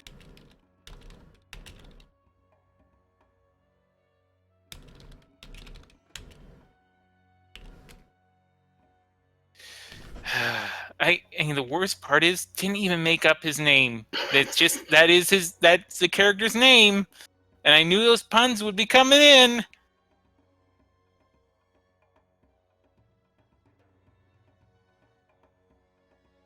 What's he look like?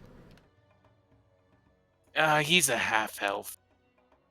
You know, like yourself, except bigger asshole. Got it. Yeah. I'm gonna give him 5 of whatever these coins are. Enamel pieces. Okay. This is a donation for the refugees. Nazare takes them and says, Thank you very much, my friends. This will be of some help to the refugees. Again, I must go. May our paths cross again. Spirits be with you. Yes, to you as well. And the flame guide you. I'm gonna cast guidance on him as he walks away. Nice. Are you actually going to do that? Yes. Okay. Get an extra 2 on your next skill check, Shivrin. I mean, what, Nazri? Suddenly, a very racist half-elf begins to feel as if he's being guided somehow. No,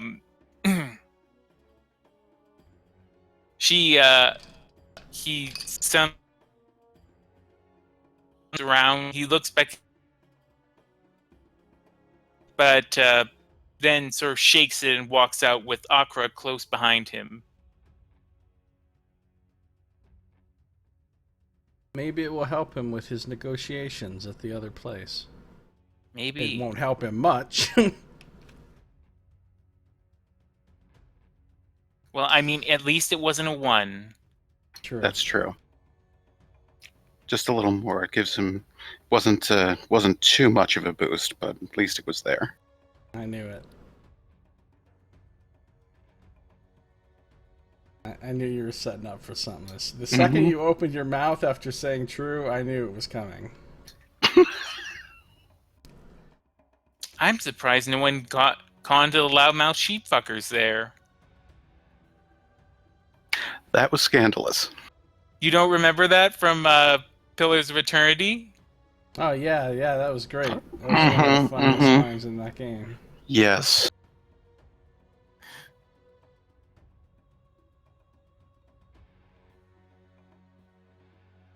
So, can we talk to somebody here about some business or what? Or are we just waiting?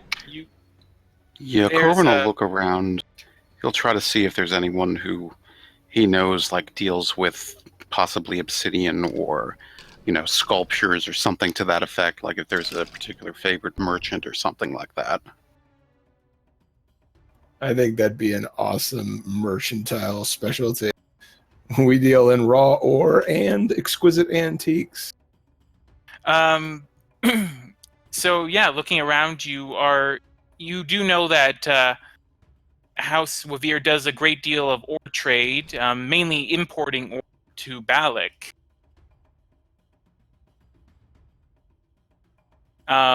That's another thing that you're sort of aware of, that Tyr is generally seen as a supplier of obsidian ore, not as a importer of it. Interesting. Okay. Yeah. So you're looking around and you're able to find a free representative who, well, sort of free, still has several people screaming at them, but you think you can get their attention. Yeah, Corwin will kind of sidle up to the table over there and, good day to you. We might have some, we do have some ore for sale if you might be interested. Some obsidian. Ore for sale. I'm sorry, this is usually handled by trading companies, but you say you have ore for sale? Yes, I mean, not a huge amount of it, but we were able to acquire a little bit of supply during our ventures into the desert. Just happened to find it there, but nice, Blood. What kind of ore? Obsidian we're talking about specifically. Well, we mainly deal with House Vordon in these matters, but I suppose we could also make a purchase here. Uh, the next shipment that will be heading through the ballot through the sorry, my throat. You alright, Scito? You Yeah. got some water to drink, by the way? No, I don't. You should go get something to drink. I should actually. You know what? I think I'm just gonna pause real quick and just grab something to drink. Sure. All right, Good be right idea. back.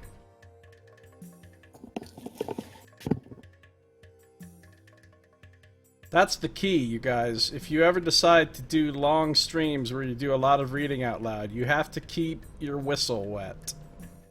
If you don't, your throat will really start to hurt. I noticed that a little bit in reading party notes, that it's like, okay, remember to take a sip every so often.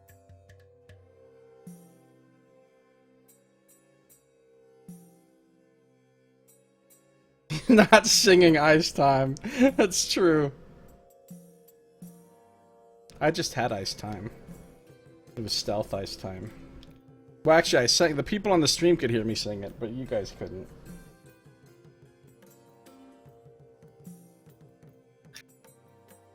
When we eventually do Josiah reminisces over Josiah's old streams and come to this one, we'll be able to hear that. Hi, people in the future that are watching this in the future as a thing from the past. What's up? To future Knox. Mm.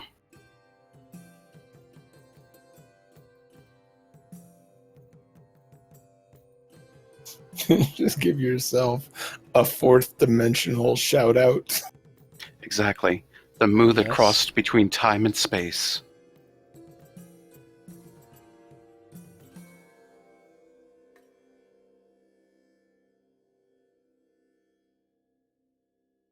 Yeah, sometimes on my stream, I stream old streams of mine, and we just comment and discuss the old streams. So You then there's, do like- not. I do, and actually We people do. really like them, though. My regular viewers actually really like those. MST3King yourself. Mm-hmm. Yeah, we did a Gray Star book, just to kind of remember where we were with it, and then a little bit of Drover's old session from back with Princes of the Apocalypse. Okay. Welcome back. Yes. Just had to guzzle myself a bottle of water. Good job. Yes. So, Where were we? yes. So you say you have a quantity of ore that you are willing to sell. May I ask purity? Corwin kind of wonders to himself as to the purity of the ore that he's seeing.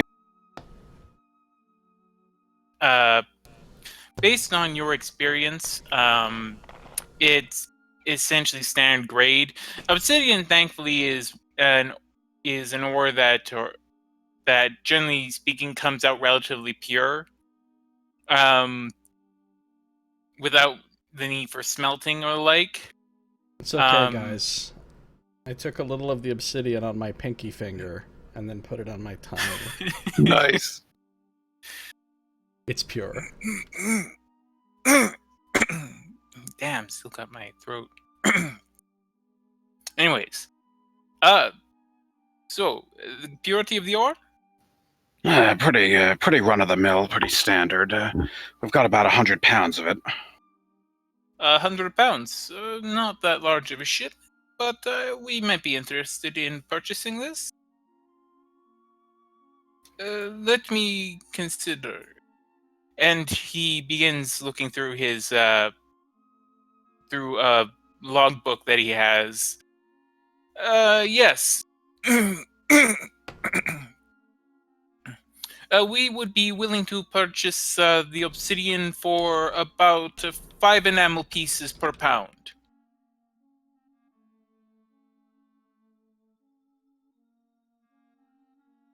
Does Corwin know how much its actual retail value would be? Yeah, he's considering this. I mean, it's not like you were always the one doing the deal, so it's not like you have an encyclopedic knowledge of all of the values, but 5 per pound sounds all right. You think that it's probably the price has been reduced somewhat, even though House Wavir is an importer of, it does a great deal of importing of obsidian, so you think you're probably losing out a little bit, but it's still a pretty good deal. Well, yeah, 5 per pound is yeah, it's pretty interesting. But yeah, I mean, granted, we'd prefer to deal with the Wavirian markets as opposed to having to go anywhere else. I do have a family that's involved in the guild. You mean the house, not The, yes, the house. yes, because spirits know Wavir has its share of guilds as well, and House Wavir is not necessarily on the friendliest terms with all of them. Yeah, this is true. In any case, so yes, 5 enamel pieces per pound. If where are you keeping the ore? Actually, we have it in our caravan still. We just recently came back from the desert, and where we had picked it up on our travels.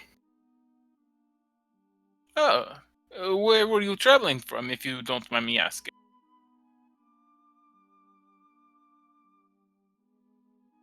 Well, it was a little bit to the the northeast-ish. It was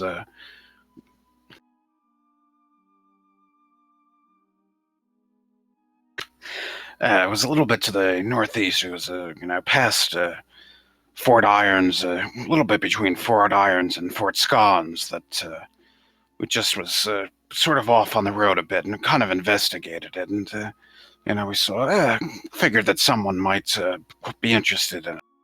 All right, make a deception check. Yes, here we go. Oh, he crushed it. Yeah, he looks at you and sort of goes, all right, that makes sense to me. As I have heard, there's been many shipments lost in lakes, so I suppose you could have come upon this. Yes, it makes perfect sense. Here, I will write you a writ of purchase here, and he scribbles down on a piece of papyrus the order. If you will go, there will be a representative of House Wavir near the gates. Hand this to him, and he will offload the ore from your caravan. Excellent. And Corwin will go ahead and he'll take that writ. All right. Was there anything else you were looking to buy or offload? Corwin kind of wonders to himself if this would be an appropriate place to sell the statues. Given that the statues are were probably being sold on the black market, I mean, it's questionable whether House Wavir would be interested in this. I mean, yes, they're a house, and so it's not like they're completely free from any sort of dirty dealings or whatnot. But then again, they are also one of the more, well, really the only house that sort of stands up for fair trade in any sense. So it might be a poor decision to sell it here. Yeah, Corwin kind of considers, and he kind of decides that pressing his luck with that might not be a good idea, so he'll go ahead and leave it be. Well, nothing else really I can think of to offload.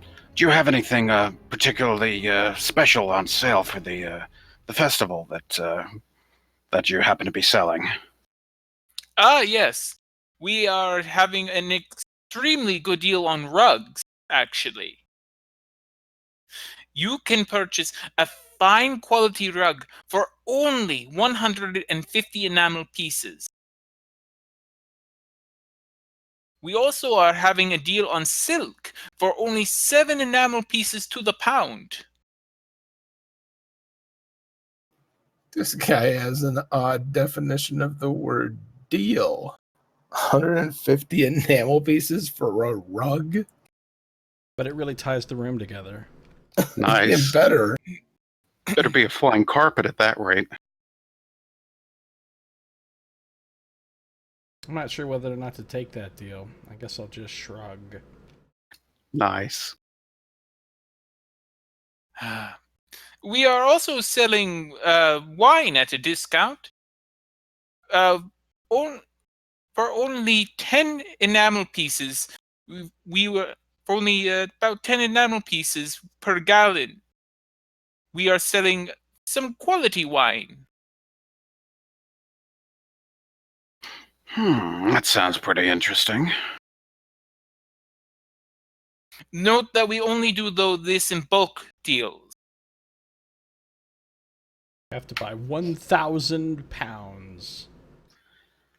Yeah, I would say probably anything would be, shall we say, for personal consumption. Yeah, I don't think I'll be taking on that deal. You sure I can't interest you in a rug? Is it going to fall apart right away, or is it more rugged? He sort of looks at you and he goes, rugged, very good. No, these are very fine quality rugs made by only the finest of the Weavers Guild in Ballet.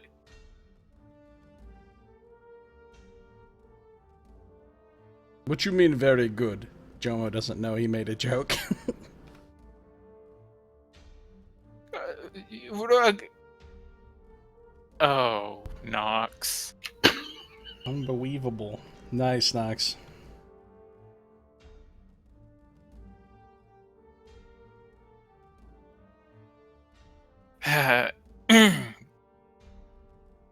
Well, you see, rugged. You said the word. It contains.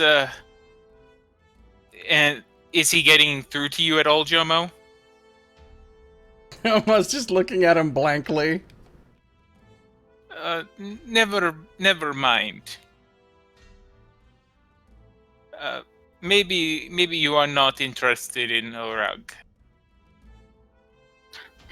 Perhaps not. We'll keep it in mind, though. Just in, if we find a particular need for, some feng shui decoration and such. But yes, What is this so I feng believe. shui? I've never heard of this. Oh, it's just one of those sort of an odd Balakan notion or something I picked up from my times around that you sort of rearrange the furniture around. It creates space around the room. It's quite nice. If you practice it a bit. You can kind of get just the right sort of perspective, and it's even quite fit for a painting.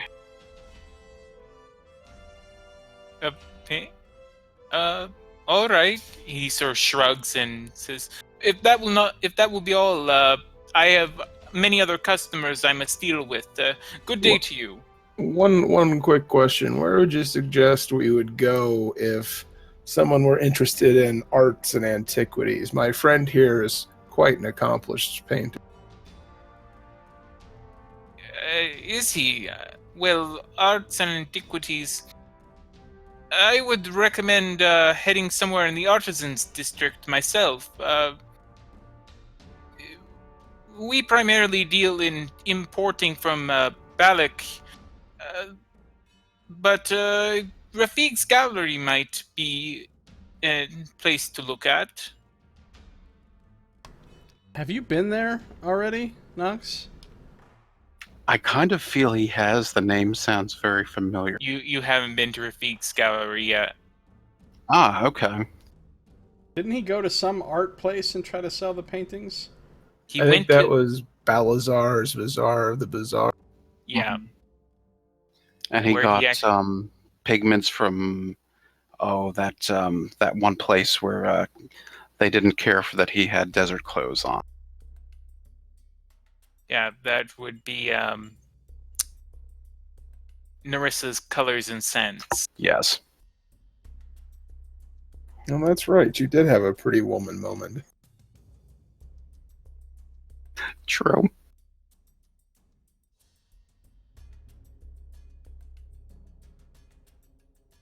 So, where are you heading now?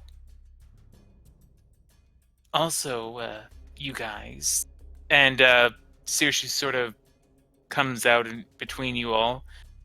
There was also, even though I hesitate to mention this because it might take away time from reading, but wasn't there also that screaming cellar that you want to check out? I had forgotten all about that. Thank you, Saoirse. Let's go do that today Where was while the that? sun's up. Oh, that was over by the Elven Market in Shadow Square, from what I remember.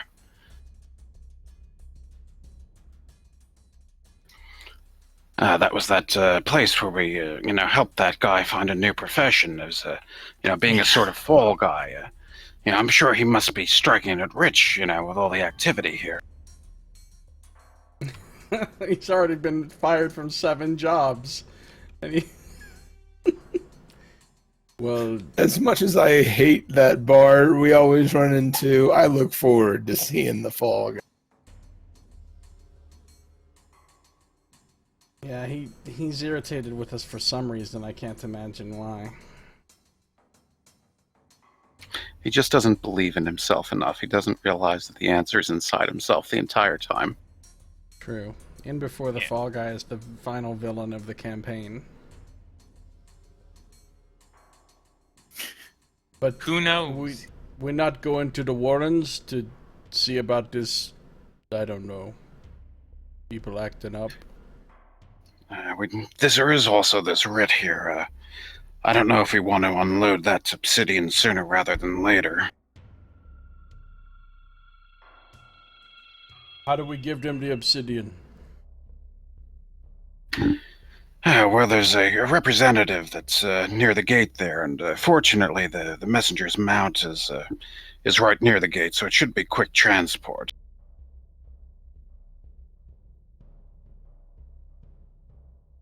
Let's deal with that first. All right, fair enough. All right. So you leave Iron Square. As you do so, you pass by Josie the Juggler, who sort of gives you a nod as you pass by, and make your way out to the Messenger's Mount. Or rather, to the gate, I should say. And standing there, you're quickly able to identify a representative wearing the Wavirian crest. Corbin will go ahead and approach, and he'll have the written hand. Good day. I have a writ here from the from Iron Square that the Wavirian Market there that we have a purchase. We just would like to actually physically exchange goods. He takes a look at this. Very good. Very good. If you would bring your goods here, I can have them offloaded. He then motions to a couple of his assistants to come by. Yes, we'll bring around the caravan. We're actually just about to leave for the blockade. Ah, excellent. All right, that's quite good timing. Your caravan, would that happen to be stationed in Messenger's Mount? No, it is here at the gate. All right. Yeah, we'll have that brought over immediately. All right.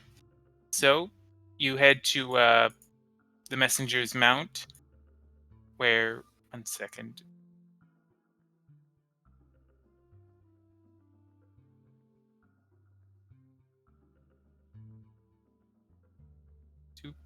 Yep, so you make your way to the Messenger's Mount, where you're greeted by Ebo,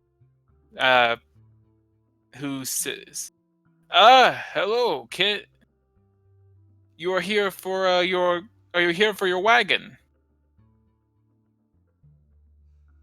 Well, we are, but it's going to end up being a short trip. Going to unload some of our cargo here to a caravan that's at the gate. So it should be a quick trip there and back. Very good. I will need you to, though, pay for, since you are removing it from our care, pay for the days that it has been in our care. How much we owe you? Let me just, sorry, I have so many tabs open. I think it's just the one day, Yeah. or maybe it's- two. No, it's just one day. Jomo has no concept of math, so like you could cheat him so easily here if it wasn't for the fact that Corwin and Sinclair here. You're like, we owe us 10 enamel. He'd be like, oh, it sucks, but here you go. Unless it's a broken spear, then all bets are off. Yeah. Yeah, and then he loses his mind. Felt that 5 was slate more than- pieces.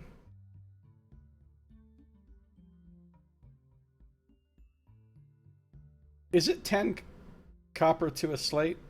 I mean, 10 to a ceramic. slate? To a slate, yeah, and 10 slate to a ceramic. 10 slate to an enamel, and 100 enamel, and 10 gold to a platinum. All right, I'm gonna give him 50 ceramic. That's the same as what he asked for, right? Yep. Okay.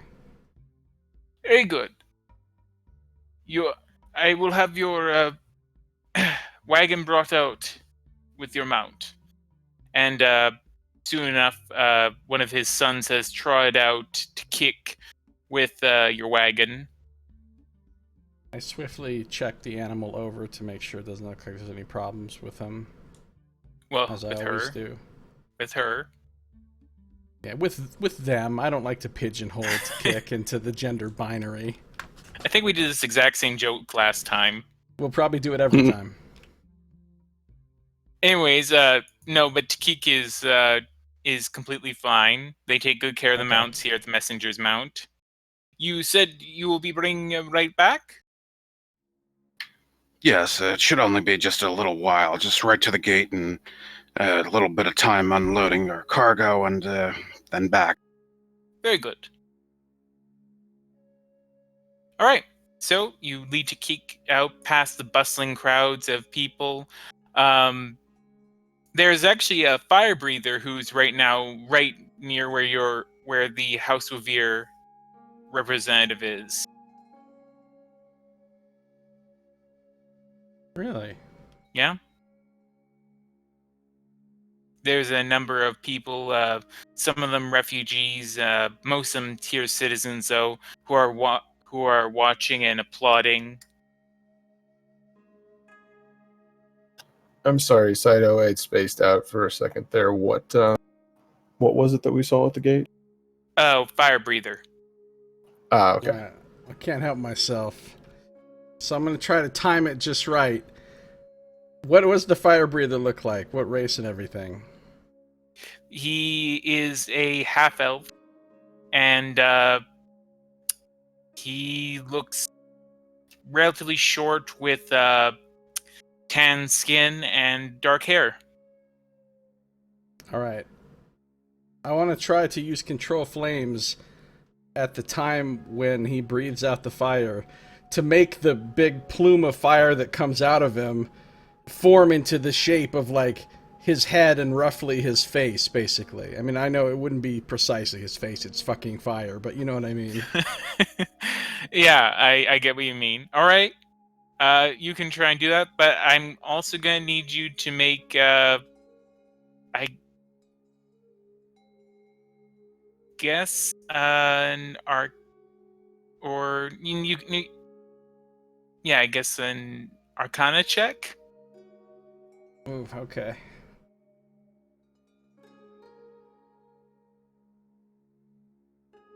I'll give myself guidance for this. Thanks, guidance. That cancels out the -2 that I have. Well. Okay. 13. So 15. No, it's 13. The 2 from the guidance is canceled. Oh, the -2 is already. Yeah, my bad. You're right. It's 15. Yeah.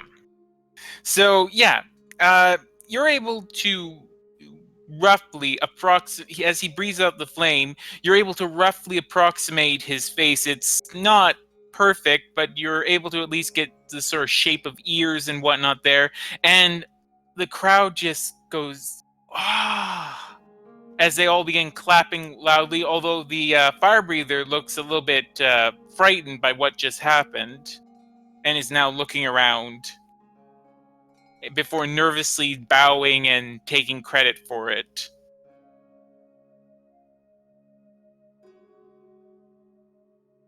I just kind of like, if he's looking around, I try to catch his eye by holding up the flame in my hand and just give him a nod and a little grin.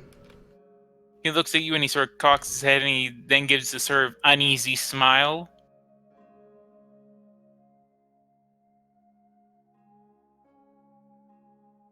Anyways, so the representative is there. You've handed him the writ, and he has his associates go around the back of the wagon. We'll load this up now. This is actually good timing. We are, as I said, we are just about to pass the blockade. The only caravan that will be doing so for quite some time. Why is that? The only one. The only one from Wavir, leaving Tyr. We have to do our shipments in larger caravans these days. The blockade has slowed traffic to a crawl, I'm afraid, across from Tyr to Balak. Is there any sign of the blockade will be coming down soon or anything? If anything, I imagine they will be only tightening restrictions. Corwin grits his teeth as he kind of nods and listens to this news. You are from Balak, though, no? Yes, that I am. I am sure that eventually you should be able to get yourself a pass or something. I'm sure that the Balakin government would not leave one of its sons here, stranded. Yes, hopefully so. I was looking around just hoping to see if I could, notice any familiar faces in this caravan, but I don't really think I did.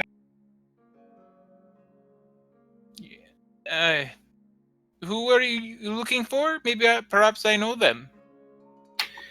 Well, Kavarian is really our family name. Probably you would know Gerard best. He's the one that really is the transporter of goods. Yes, I believe I know this Gerard. Yes, is Kavarian your name? I'm afraid I am not familiar with the family so much, but I am familiar with this Gerard character. Dark hair, yes? Yes, that's right. Yes, I believe that I last saw him about a month ago, when he was on the way back to Balak. Excellent. He was doing well? Yes, as far as I could tell. Well, excellent. Good to know. I imagine he'll probably be back here sooner or later. Hopefully I can meet up with him then. Yes, I wish the best of luck to you. In any case, my associates have finished offloading your obsidian. And he then presents a writ back to you with a signature at the bottom. If you will return this back to the Emporium, they will pay you. Excellent. Very good then. Thank you for your trade. Yes. Have a good day and, of course, many wonderful festival days. Yes, good journeys to you. May the flame guide you. Yes, and you as well. All right, so now you have a signed writ. Before we leave the gate, I'm just going to walk over and drop 20 ceramic in the fire breather's collection plate or whatever. All right. You do so, and he looks at them again. It looks like he's a little bit afraid they're going to do something, but he sort of then nods his head at you as he then continues his show. I tell him you are doing good work. Trust in the flame. And I'm gonna cast guidance on him too. Nice. Okay. There you go, buddy! Got you covered with the Crystal Restore. All right. He again he gets this sort of weird look in his eyes as he feels this unnerving energy wash over him, and just the shock of it almost causes him to mess up his fire breathing, but thankfully that guidance provides him just enough power and, well, guidance to prevent it from some disaster transpiring here. Perfect. Nice. If you'd like to stay and watch a little longer, I imagine Sinclair and I can manage to kick just getting back to the mount. I mean, even though you're quite the animal expert. Alright, maybe. No, it's okay. I come with you. We shouldn't split up. All right, fair enough. All right. You return to kick to the messenger's mount without any issues. We don't need to roleplay that. And so to kick has been restabled again. So I imagine you'll want to head back to the House Wavir Emporium. Yes. All right. I'm gonna temporarily put those books in our wagon. Okay. As I'm carrying them around right now, I'm overburdened. So Well, we actually, can come back and... Oh, what? Yeah, Searshoe sort of looks at you and like, wait, what are you doing with them? Leave them in the wagon for now. When we're ready to go home for the night, we'll come and pick them up. Well, couldn't someone else carry them? Well, everybody's carrying a lot. How are you guys doing on inventory weight?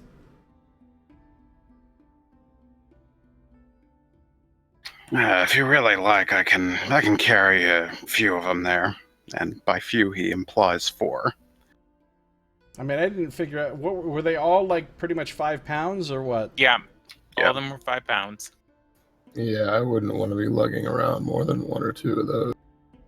I can carry 2. I can Okay. carry 2, And we so got then- 5 total, I believe. Yep. Yeah, Corwin. Actually, since I think Jomo bought 2 and Corwin bought 3 in effect, so yeah, we can do that. Alright, if that's the case, we're fine. All right. So, yep, so you're heading back to the Wavir Emporium? Yeah, I would think that's best so we actually get the money before, it's something happens. All right. So you make your way all the way to the House Wavir Emporium. You find yourselves a representative who is. You find yourself a representative. Do you want to roleplay this, or do you want to just get the money? I feel inclined to just move along. Yeah, we can do that. That's no problem. Okay. So you hand over the writ, and they pass you a significantly sized pouch containing 500 enamel pieces. Can we get 300 of that in gold pieces? Unfortunately, no. They, generally speaking, only trade in gold pieces with trusted partners and the like. I'm gonna ask him if they have any precious stones that they use for trading that aren't like part of a shipment or something. Okay. Yeah, they do. They do keep some precious stones. Let me just open my. Because we're starting to carry around a shitload of coin, and we probably shouldn't be. I was thinking that after I said it with, turning in the writ, and then I'm like, that's actually going to be a lot to carry around as we're gallivanting around the city. All right, let me just. Maybe our next stop should be that bank. All right. Yeah. Yeah. The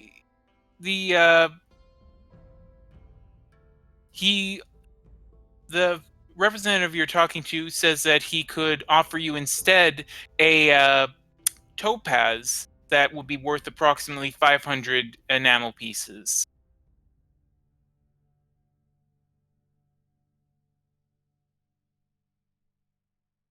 That sounds good to me. Yeah, Corin will kind of look at it and sort of appraise it, and I imagine he'll see that it looks like it could be 500-ish. Yeah, I mean, of course, this does come with the risk that you might not get 500 if you were to sell it, though. Price will vary depending on where you sell it. What if we sold this back to you? If you were to sell it back to them, you would probably get the 500 for it, yeah.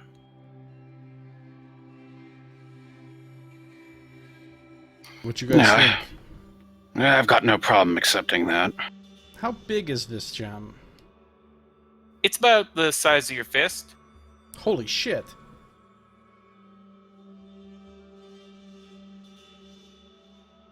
Okay, well, maybe not that big. Maybe it's... Yeah, maybe it's closer to, like half your fist. Alright. You got somewhere on you could tuck that away? Would be hidden? I'm speaking to Corwin at this time. Corbin kind of considers that as he kind of mentally goes over his belongings.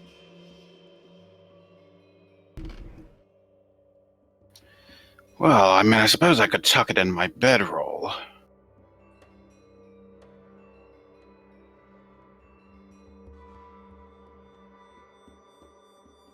We need to find somebody that sells bags of holding in this town. Well, unfortunately, magical items are quite rare in Athos. Yeah. Well, I shouldn't say that. It's just that they're not quite as readily. If you're rich enough, you can get access to it. It's just that, of course, Athos is, out of all the settings in D&D, is probably the one that is the most unequal. So the ability for people who are not of a certain class to get access to magical items is pretty difficult. We ain't that rich yet. Not even close. We probably couldn't afford any magic items if we did find them. Cost 15 fucking enamel just to repair a spear! Nice. Still mad about that. Yeah. And the worst part is that spear could actually break again. I know, I'm well aware. So, where do you guys want to head now? Alright, let's go see what's up with the riffraff and the Warrens. Yeah? Yeah. Fair enough. We should probably head there. So you have the topaz, Nox? Yeah, Corwin will stow it away, be it in his bedroll or perhaps in his component pouch or something like that. Use your rogueliness to hide it, you know. That's a thing. He's like mentally invoking stealth upon the topaz. Isn't there some kind of a wizard cantrip or a spell or something that lets you create a dimensional purse? Well, it's not a cantrip. Yeah, there's no if there was, I would be using the shit out of that cantrip. But I'm sure there is a spell like that somewhere. Whether or not it's in the 5th edition Player's Handbook, I don't know. I mean, you have Liam. I think Leomund has a chest or whatnot. Mordenkainen has, the various spaces, and then there's always demi-plane and whatnot. I think the chest, though, requires something weird. You need, like, a replica of it that has a particular value to it, and et cetera, et cetera. Yeah, you need a tiny version of the chest that you use to summon the real-size chest. Yeah, I think that's it. And it's a 4th level spell, so that's going to be quite a while before we could do that, even if, you hide it on the ethereal plane. That's a cool place to hide your chest. Or as it's known in the world of Dark Sun, the Grey. Oh my god! The chest has to be worth 5,000 gold!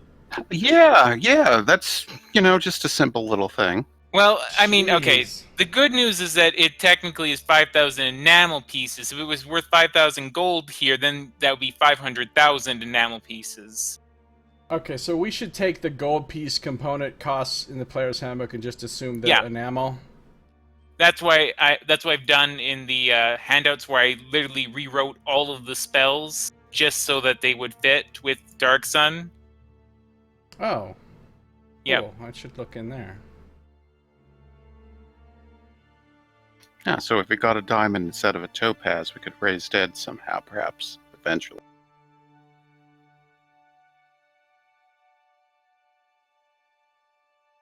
Yeah. Yeah, I don't think Jomo's thinking that far ahead to having Revivify since, you know... Yeah, I wouldn't think he would. Supplying diamond. Oh no. All right, sorry for the tangent, but yeah. So where are we to the wardens?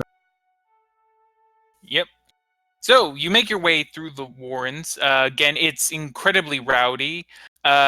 People are everywhere. You notice quite a few, let's just say, working men and women who are offering their services to you.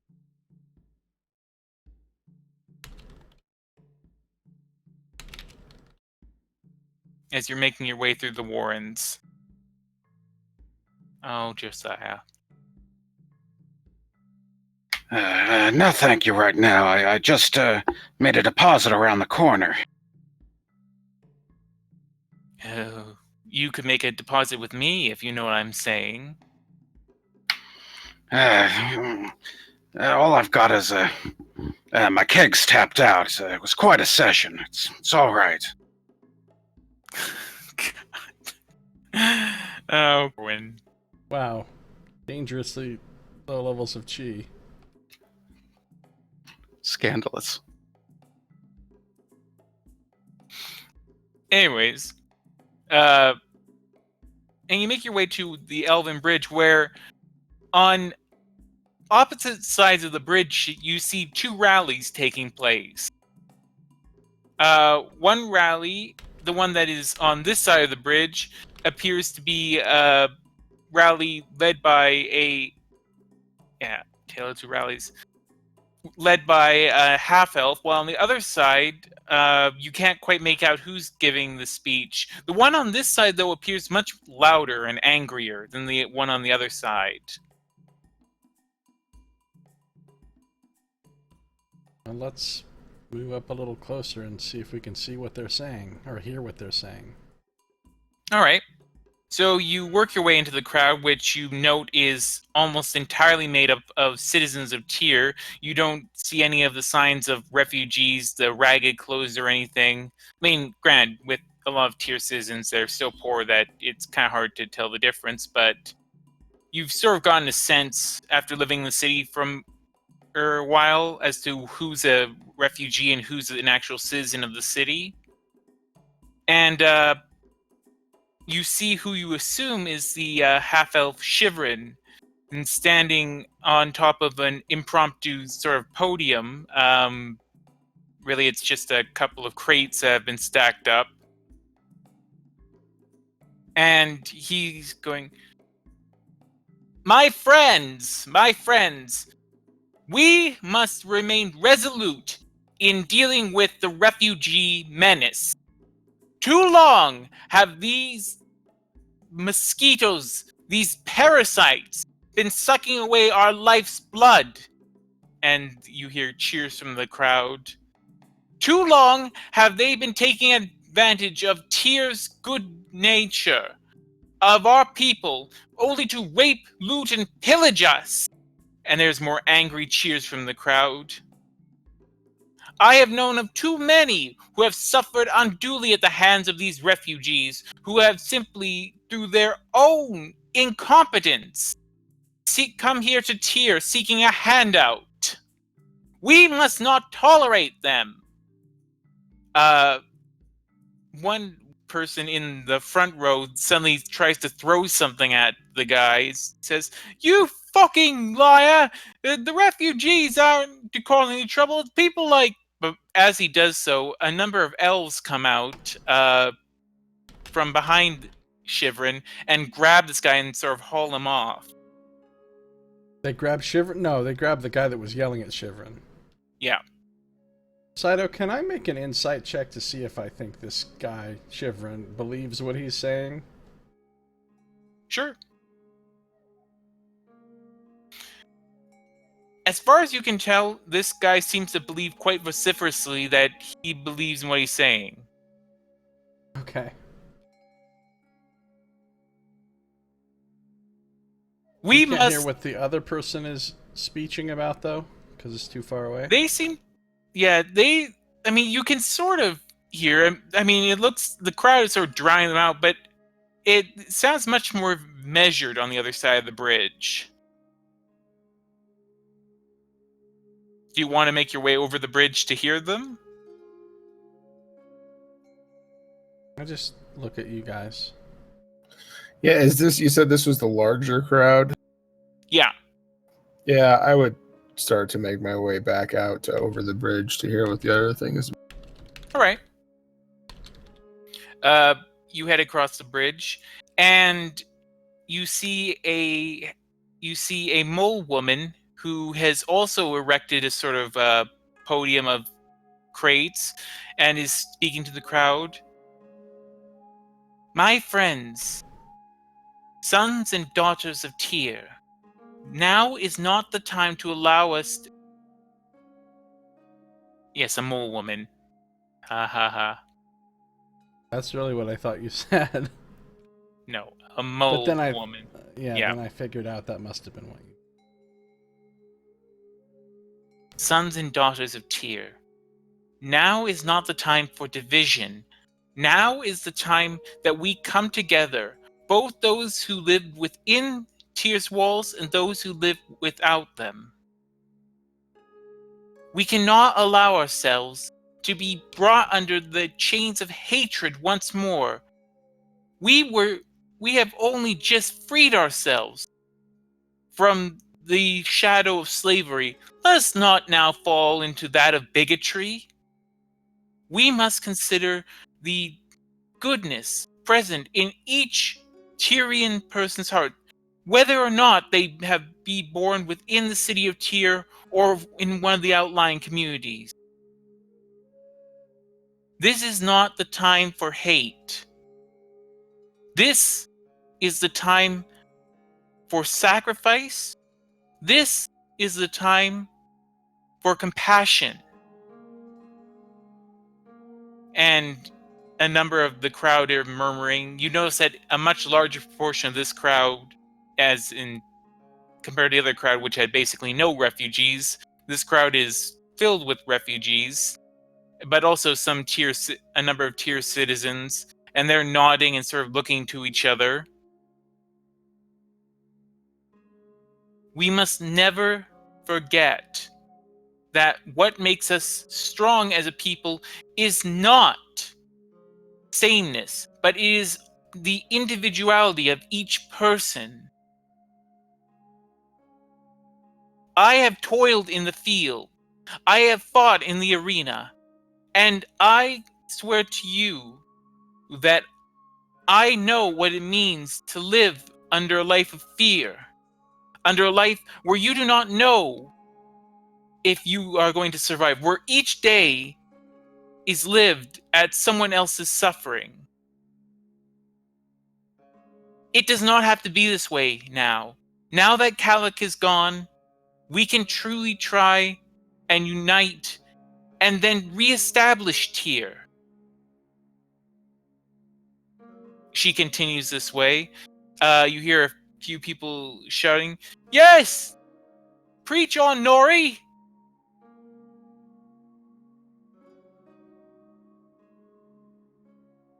And so she continues as such.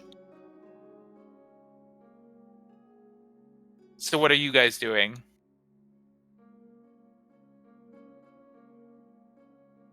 I don't know. Jomo's not much of a diplomat.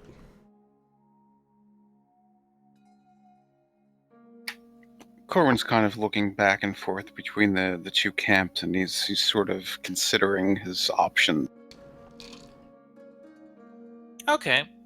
Everyone make a perception check. Okay.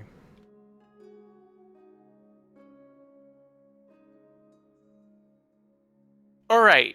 So Sinclair and Corwin, you don't notice this. Jomo, you out of the corner of your eyes, though, you see a person suddenly bump by Corwin, just sort of graze him. And as he does so, he he swiftly grabs Corwin's coin purse and slices it off with a knife. All right, I'm gonna try to grab him. Okay? I need you to make a dexterity check. Okay. Just a straight dexterity check, right? Yeah. Okay. You actually do not manage to grab him. He manages to just wriggle out past your grasp and begins running through the crowd. He took your purse. I'm chasing him. Okay. This could be leading me into a trap, but I don't care. All right. So, this guy is running away. And are all three of you chasing him? Corwin will follow, but he kind of looks to see maybe if he can follow along rooftops or something like that.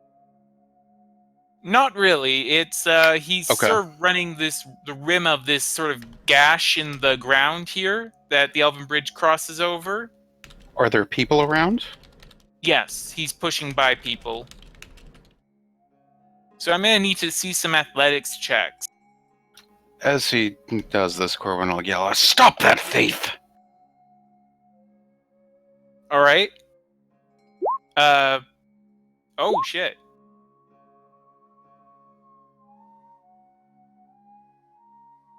Okay, so Sinclair and so Corwin, you just sort of fall behind rather quickly, but Sinclair, you catch up to this guy really fucking fast, and you're actually able to get a hold of him, grab his arm. Make a make a strength or dexterity saving throw.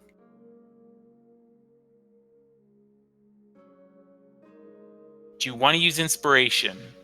Yeah. Oh, wait, do you have inspiration? 1 point. Okay. You are able to grab him and prevent him from running any further. He goes, I didn't do anything. I didn't do nothing. And drops the purse down by the ground. Okay, I'll reach over and pick it up while still holding on to his wrist. Look, I didn't do nothing. That was on the ground when I was running here. Don't know what you're talking about, sir. I don't know. Well, I'm just going to kind of drag him back to Corwin and Joe. Okay.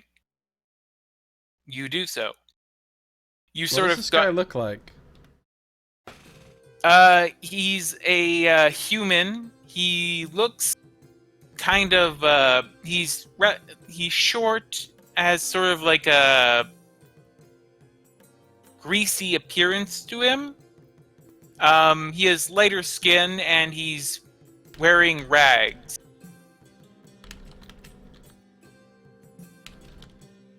How old does he look? In his mid-20s. Hmm. Look, I didn't do nothing. It was an honest mistake here that has clearly occurred. Now, just let me go, and Iron Rats won't have to hear anything about this. Iron rats, you say? That's right, Iron Rats. I'm a full-fledged member of it, you see? I point my spear at his throat. I saw you. Right in front of my eyes, I saw you cut his purse. Oh, I don't know what you're talking about there, sir. I clearly found the purse that was your friend picked up was clearly at my feet. I did not do any such thing. And all I'm saying is, you best not be messing with me. As anything happens to me, the Iron Rats will, well, let's say they will be on the lookout for you lot. You think for a second that the desert rat cares what the iron rat thinks? What? Desert rat? What is that? What are you talking? Look, That's us, Victorious Arena team. Exactly. look. Now, I think what needs to happen here, since you're a, shall we say, a rival rat band, well, it's quite customary that you should purchase one of these paintings here. Oh my god. We can smooth this all over right now. Inappropriate time. Oh my god. Okay. All right. First All off, the inspiration, all of it. First off, Corwin, give yourself a point of inspiration. Thank you. Second, oh my god. Okay. Oh my god. Okay. This guy, he looks at you and he's just, are you touched in the head? What are you talking about? No, of course not.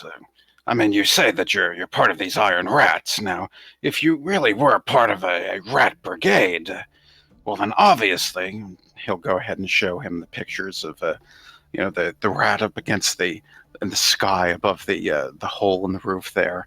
Well, you would see that these are quite on brand, and you would just be wanting to have one of these. I mean, unless you consider yourself well, not even worthy of the name of the rats at that point. Worthy of the name of the... Do you know who we are? We're one of the biggest gangs in the city here. Don't be trying to sell me paint. Who tries to sell paintings? But how many paintings do you have? I mean, if you don't have any rat paintings, then you mustn't be quite a prestigious gang. We're as prestigious as we need to be. It doesn't seem that way. I mean, if you're, just scrabbling around trying to, just snatch up purses and such, and just bring it back to your rat holes. But, I mean, you go and look in the, in your rat dens there, and what do you look at the walls? No, you just have bare earth walls. You should be having some nice rat paintings to take a look at and enjoy as you're relaxing in the rat dens. Well, I don't even know what you're saying. This is amazing. Are you literally trying to sell me a painting when your friend has got a spear in my throat? It is quite an interesting sales pitch, isn't it? I mean, you're part of the Iron Rats, and you did something rather unscrupulous, and we're part of the Desert Rats, and, well, this might be a bit shady as well. I mean, isn't it a perfect time? I got a question for you, rat boy. What? What is your gang's relationship with Ven? With Ven? I don't know any Ven.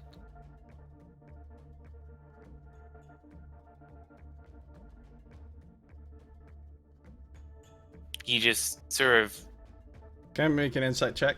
Yep, you can make an insight check.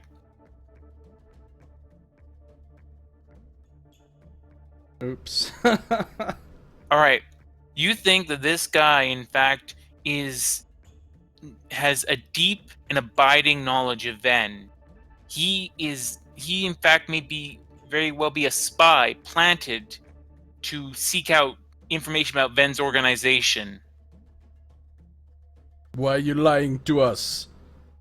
I'm gonna poke him a little bit in the neck and draw just a tiny bit of blood. I'm not lying! I don't know who Ven is!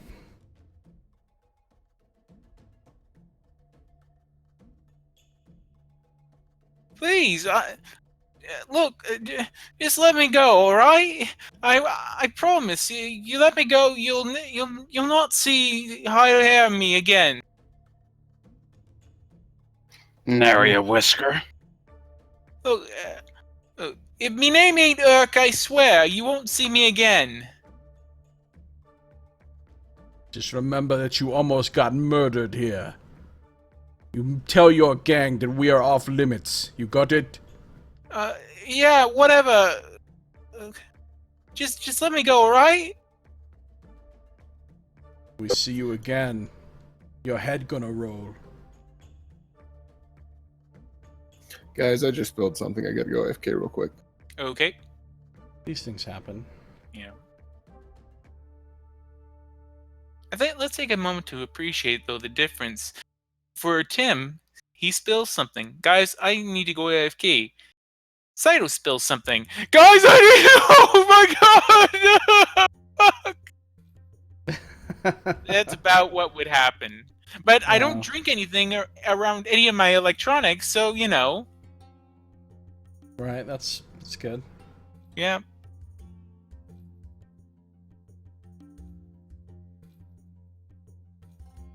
So, in a way, to me, what Tim's doing right now is basically being a Superman. Tim's always a Superman. I kind of just want to kill this guy anyway, but I don't think I will. Tends not to go over well at, rallies of peace and understanding. True. Well, we ran a distance away. Yeah, it's true. You aren't right in the rally anymore. You're closer to the Hall of Light now.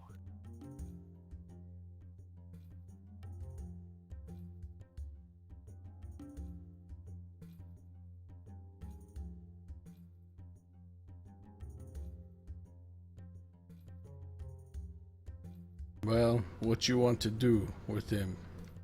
Should we just kill him? Oh, I'm back. Welcome back. look, you let me go. I swear,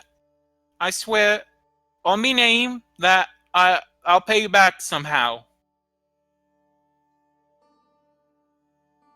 Somehow. That's very specific of you. Look, it's the best I've got, right?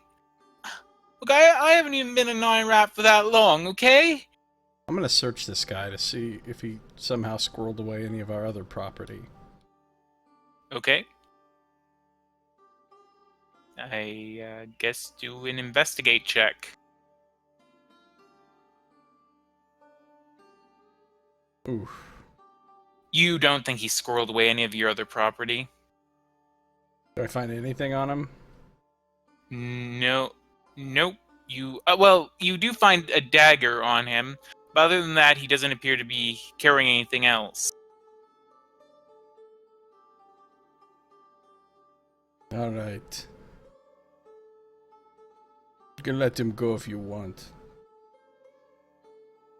Corwin will kind of take a quick stock of his own belongings just to kind of verify that everything's there.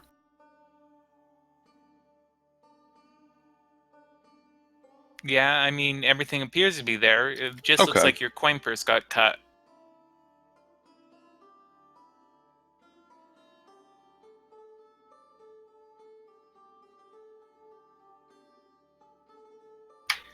Yeah, well, it's a shame, someone with the branding of a rat and not enough money for a painting, but...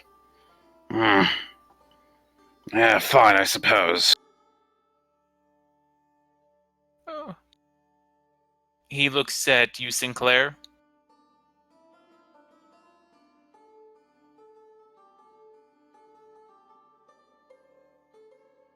Yeah, get out of here. Sinclair snaps his neck. Alright. So you let him go, and he runs off. Actually, it looks like he runs into the trench.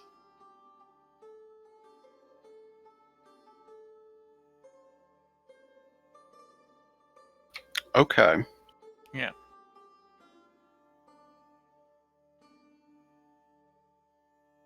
Well, actually, no, he wouldn't really be able to get in the trench from there. Or he runs more off into the direction of Shadow Square and the Elven Market.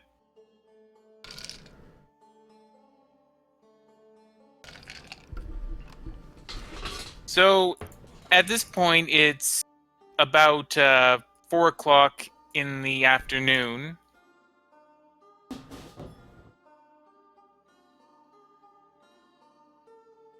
What are you guys wanting to do? Well, does it feel like this dueling rallies thing could reach a boiling point, or is it pretty much just staying? It looks like for now, things are being kept relatively calm. The fact that they're separated by a bridge does appear to be helping quite a bit. And the fact that both of them, even though they seem to represent very different ideologies, both this Mull, who, from what people have been yelling in the crowd, you assume is named Nori, and Shivrin, both are members of the Freed. So you're assuming that hopefully it won't get violent. All right, then I say we go check out that screaming basement while it's still daylight. Screaming Cellar. Yeah, the place that screamed. Where is it? It's right there off of Shadow Square. It's literally right next to the words that say Elven Market. I see it. Alright, well guys, I kind of need to go. Oh, okay. That's fine.